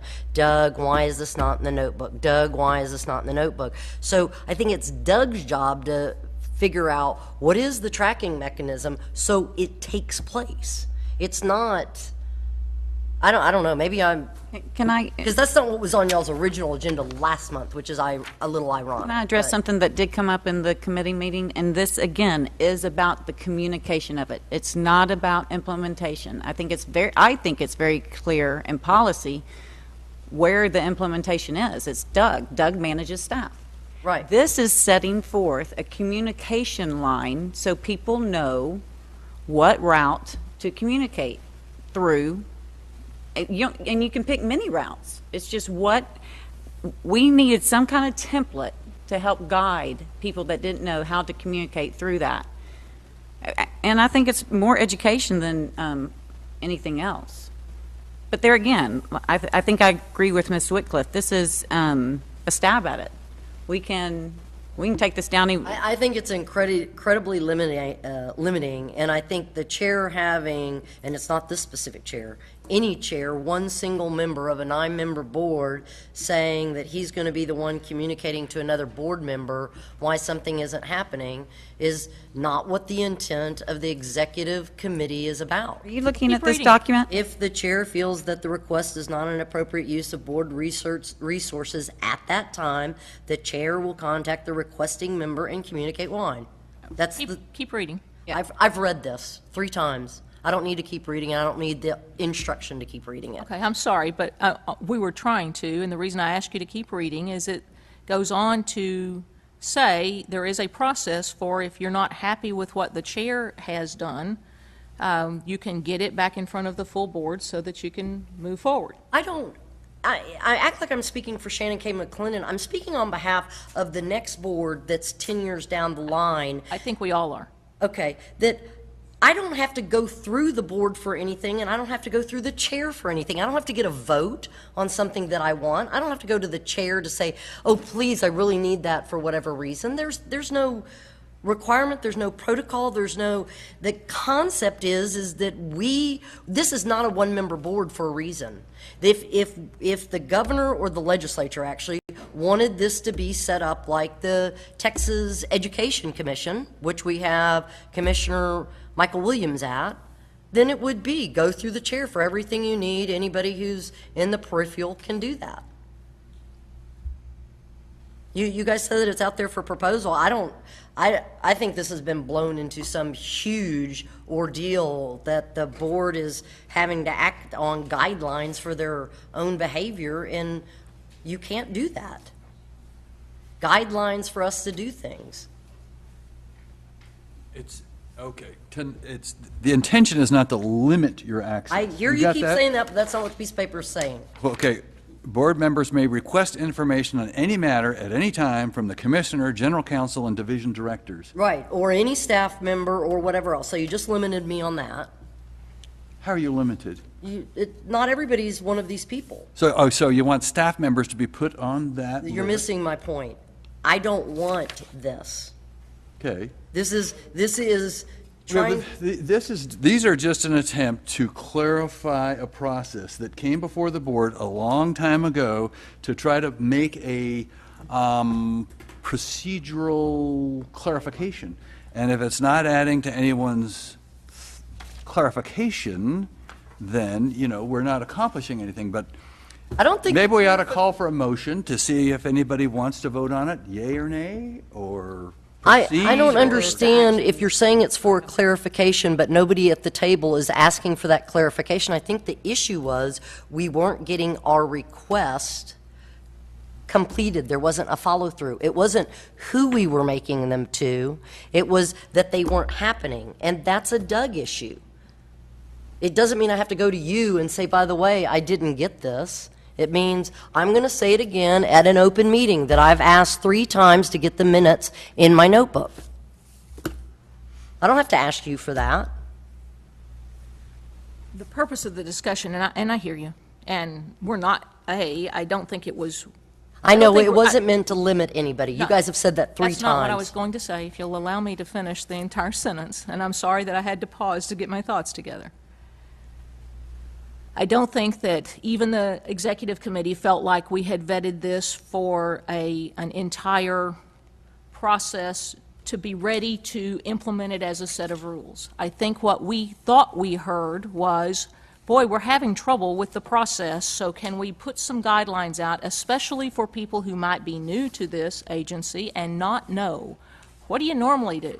Who am I supposed to call if I have a question? That was the intent, to try and create an educational tool, not a limiting tool. It's obvious that there's strong feelings about it, and if it's not solving a problem, then we're probably going to have to make another stab at it. What I don't understand is, how do we fix the problem? If there's a recommendation on how we fix the problem, that I ask for things several times and I don't get them, because what I sense is maybe somebody doesn't have good direction, like who is it that's supposed to give it to me? And quite frankly, if we pick up the phone and call, if any one of us can pick up the phone and call any staff member, which I suspect we can, but our expectation is something in return, how does somebody that's in charge or that could give direction know that there are 10 requests out there, so that they can be sure that the time is allotted for the person to be able to meet the request of the board member? And you're just throwing out hypotheticals now, but you started your comment by saying we're trying to solve a problem that was there. So I'll go back to what I said before. Why are we doing this? Because the issue has been we've requested things at open meetings that aren't happening. So why are we giving ourselves guidelines? Why aren't we saying, Doug, would you please see whoever it is on your staff, whoever 50 people it is on your staff, to make sure that the next time Lori gets her matrix in the notebooks. By the way, I'd like it in mine too.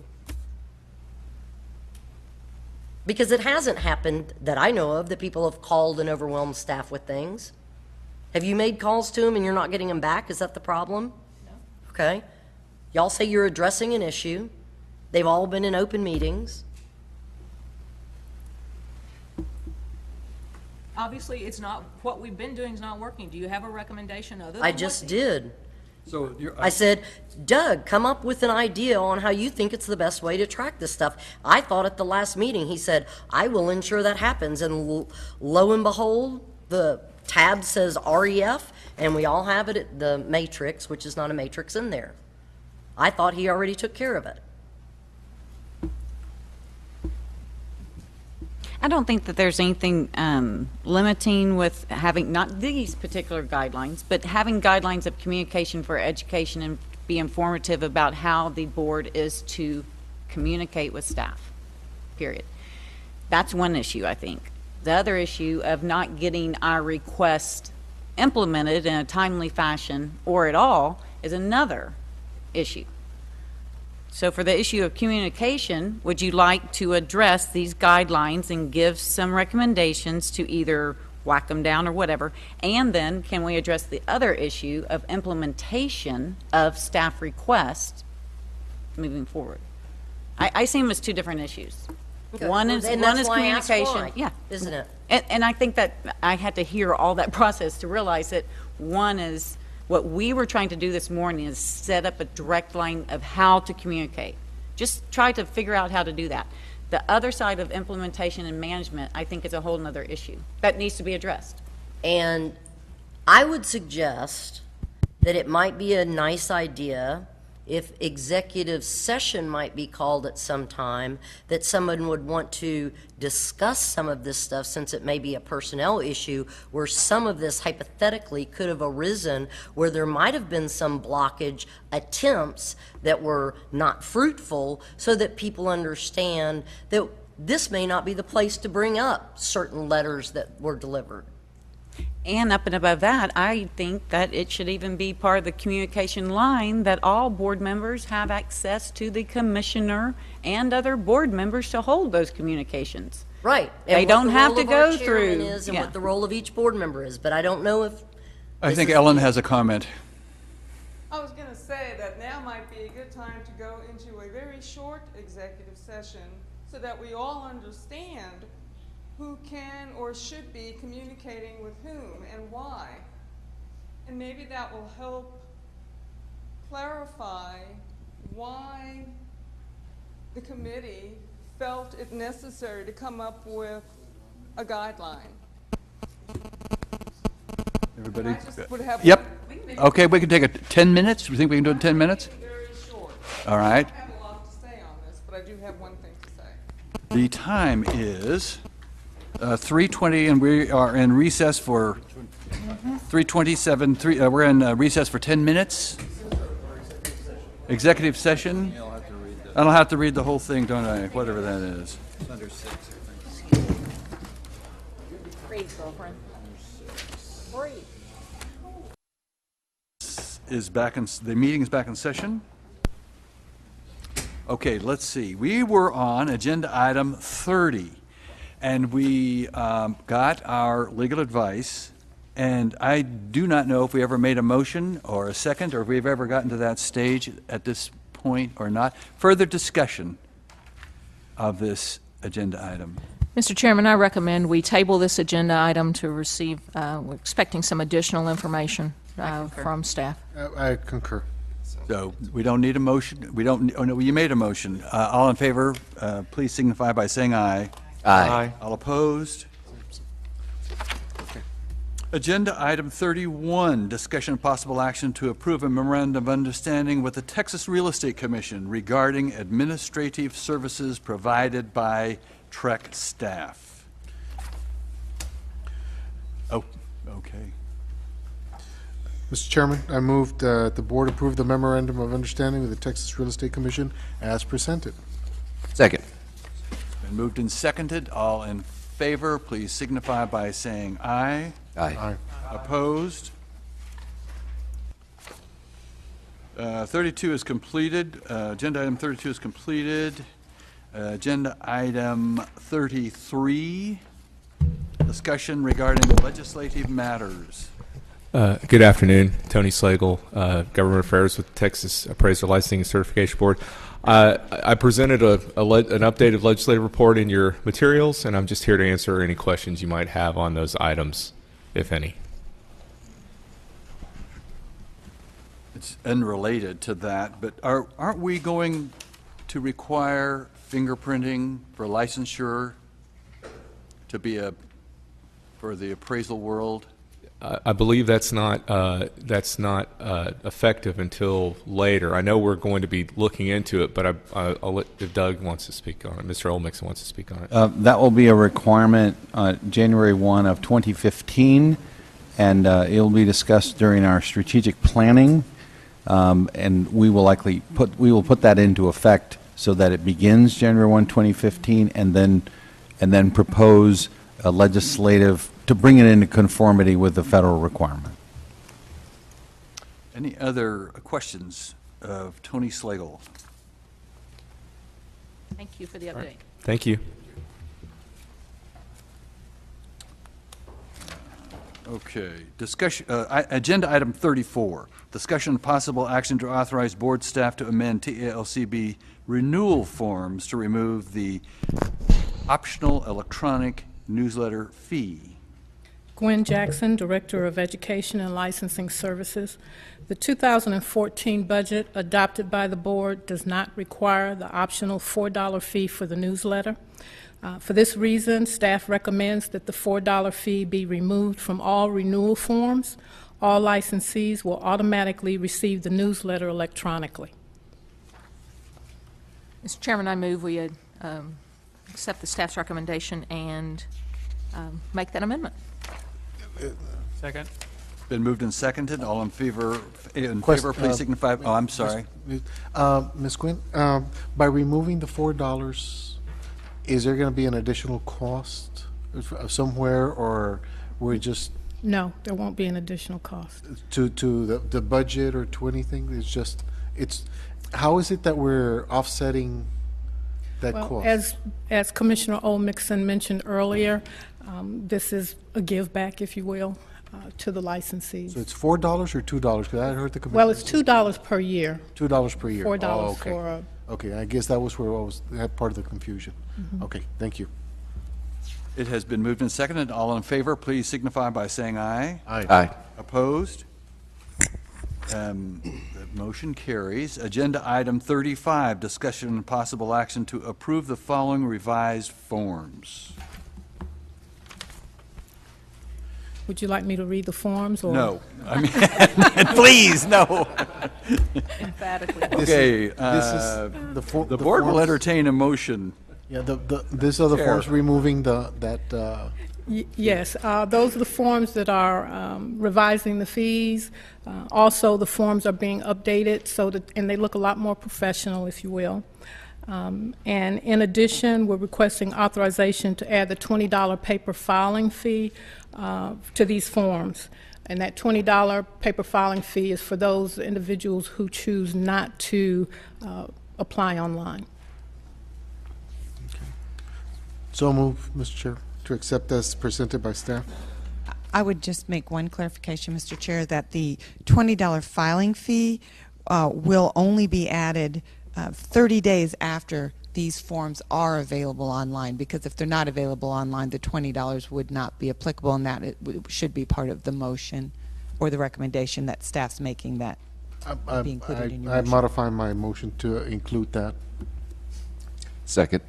The motion has been made and seconded. All in favor, please signify by saying aye. Aye. Opposed?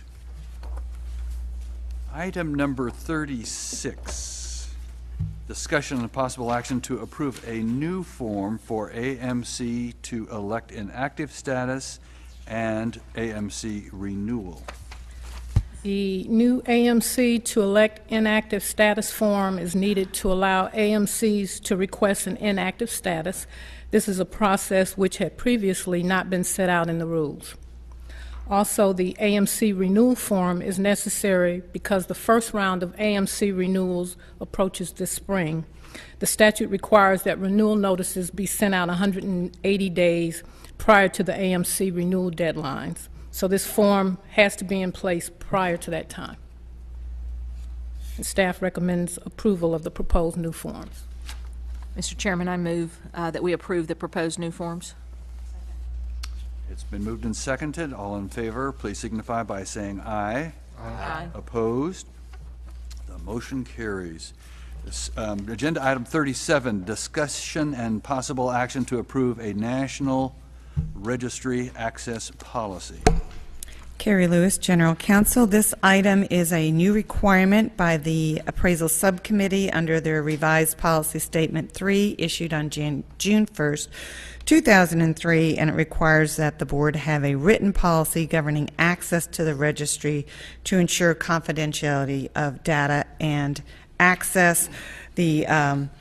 Actually, the policy that is attached has been vetted by our ASC policy manager, and it meets their requirements. Mr. Chair, I move that we accept staff's recommendation regarding agenda item 37. It has been moved and seconded. Please signify, oh, sorry, I'm sorry. A discussion. No. So this is the ASC's National Registry we're talking about? Correct, correct. Okay. So what information is on there that's needs to be guarded as confidential, I guess? They have a public side and a private side. I wouldn't call it confidential, but it's subject to Freedom of Information Act since they're the federal government, not open records since we're the state. But they make available to the public any disciplinary action that affects an appraiser's right to practice. So suspensions, revocations, voluntary surrenders.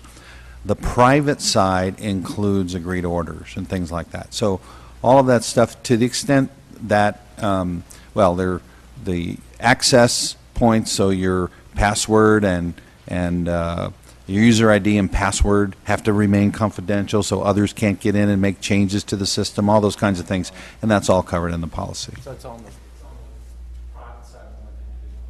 Correct. That's correct. It has been moved and seconded. All in favor of the motion, please signify by saying aye. Aye. Opposed? Agenda item 38, discussion and possible action to authorize the TALCB Commissioner to issue a request for proposals for examination-related services. The current contract with the agency's examination-related services provider will expire soon, and a new request for proposal needs to be sent out. In the past, TALCB has issued a combined RFP with TREC to maximize the benefits to both agencies.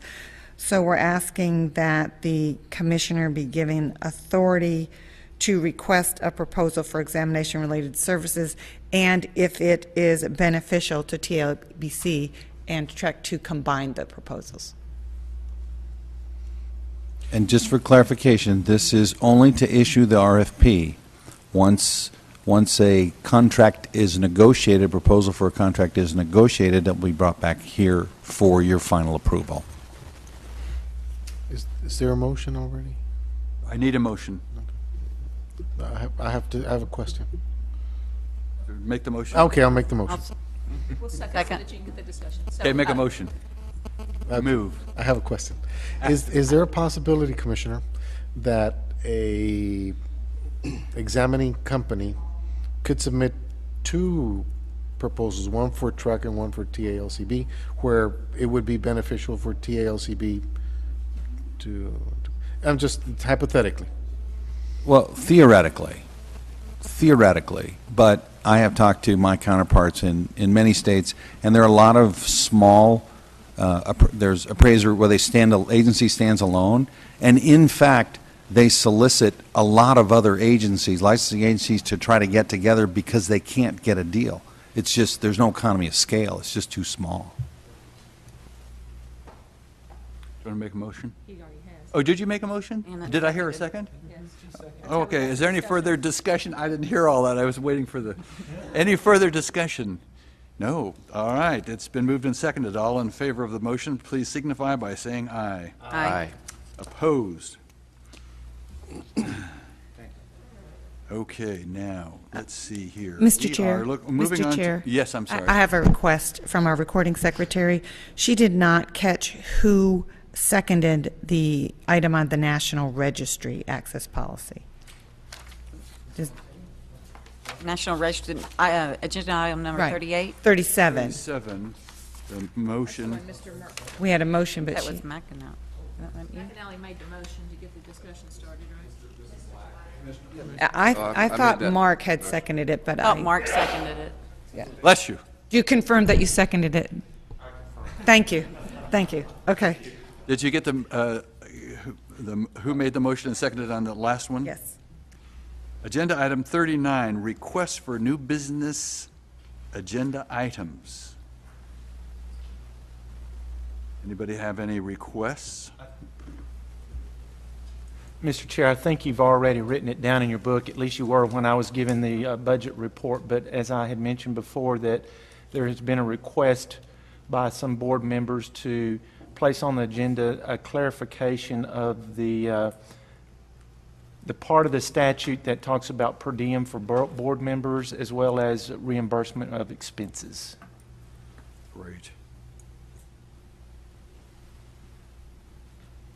And so you will give that written instruction to the commissioner or he knows the exact wording that we're looking for, that the board members are wanting to see?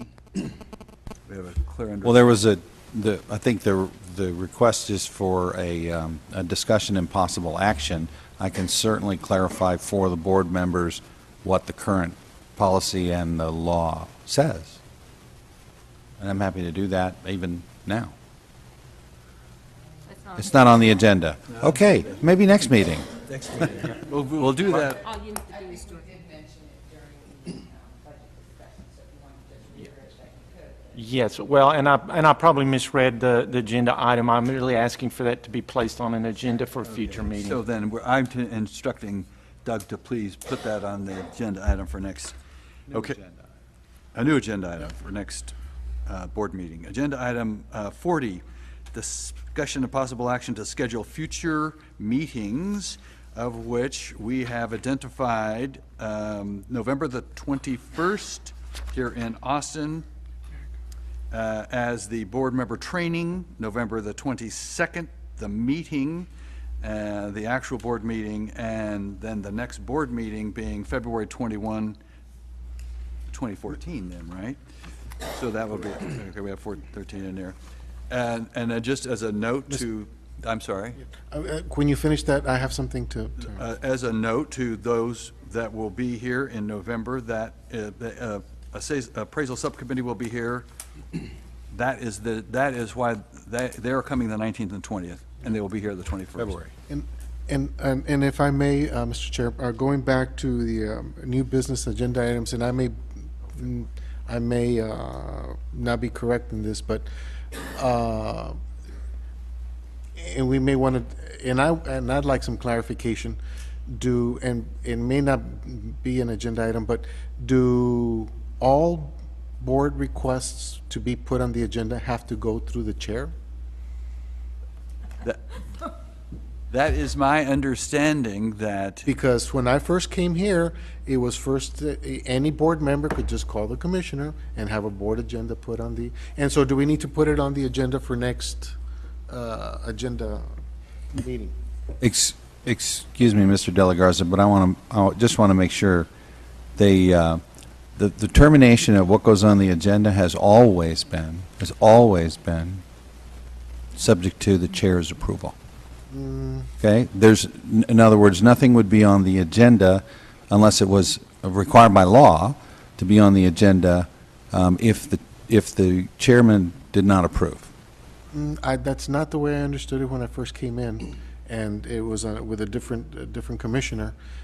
Board members could call the commissioner and ask to have an agenda item put with a previous commissioner.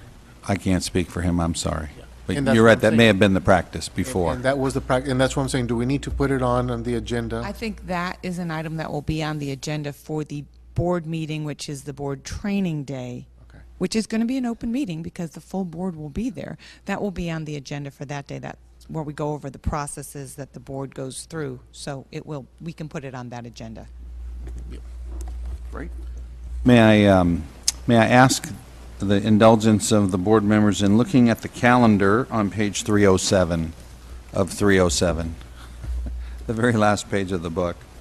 If you look at May, normally we confirm the next meeting and propose the following. We have 2 confirmed dates already, but I wanted to point out, and this is very consistent with Ms. McClendon's earlier request, that we deconflict with certain other Austin activities.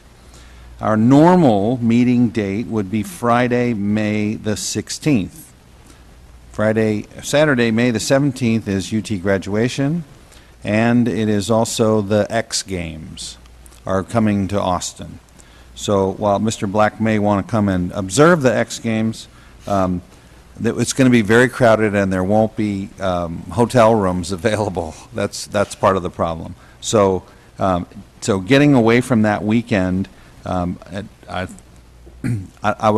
just want to point out that while the third Friday is our typical weekend for scheduling purposes, we need to look at either the Friday before, the 19th, or the Friday after, the 23rd. And if you're able to make that, some recommendation about that today, great. But certainly at the next meeting, we will have to set one of those two alternate dates because the 16th simply won't work. If you're looking for input, in this particular May, I will have 2 graduating seniors. My preference would be earlier in the month rather than later in the month if my attendance is preferred. I agree with that. I will be at the Indianapolis 500 towards the end of that month, so not the X Games. All right, so tentatively, or not tentatively, I guess if everybody's in agreement, we'll set the May 2014 meeting for May the 9th. Could there, excuse me, Mr. Chair, could there be any consideration for the first Friday? Sure. I'm just saying because I'm a mother. May 2nd? That's Mother's May 11th is Mother's Day, right? It's Mother's Day is May the Sunday. 11th. So because you gentlemen might have wives that are mothers, I'm just pointing it out. Is there any consideration for May the 2nd? I'm glad I wrote that down. I don't mind the 9th. I'm just throwing that out there. All right, I'm open. Because I'd also like to just make an observation. Great. Okay, I think it was a then. great switcheroo here on the November, but we went from one obstacle to another because evidently, per Dion, there's a Formula One race that week. So there is like almost 0 hotels. No, Formula One is the week before. Because and I was that's why. tie it together. 21st and 22nd? Yes. Oh. Formula One is the prior weekend. So I have to stay here for a whole week now. We're so sorry. So sorry. We made it difficult on you, Mr. Black. We'll try and get you in some subcommittee meetings. How about that? Yeah, evidently somebody's been told that there's a block on, I'm sorry. Dion, would you like to explain to Commissioner what you had heard? Please.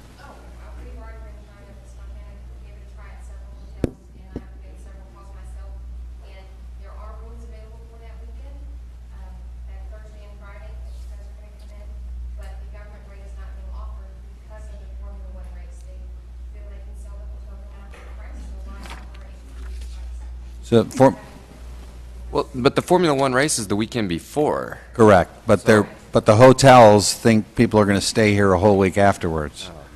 Apparently. Just an observation because it is difficult for us when we have those things on the calendar in Austin to get rooms. Are we saying there's a conflict in November? Yes. The November 21st and 22nd. Oh.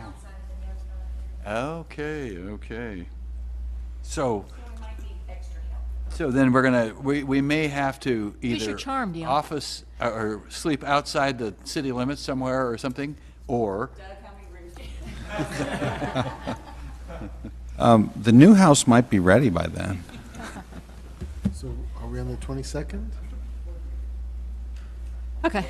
Well, we will continue to look for options, but as Dion said, they may not be in the downtown area. We may have to go a little further out for housing if, in fact, some of those hotels believe they can, continue to get the much higher rates that they get during Formula One weekend. So we're still set for 21st, 22nd Yes. November? We're still set. Other notice. And I'm understanding that we're shooting for May 2 in 2014.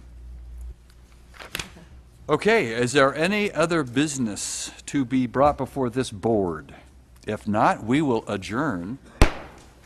And the time is 4:04 p.m.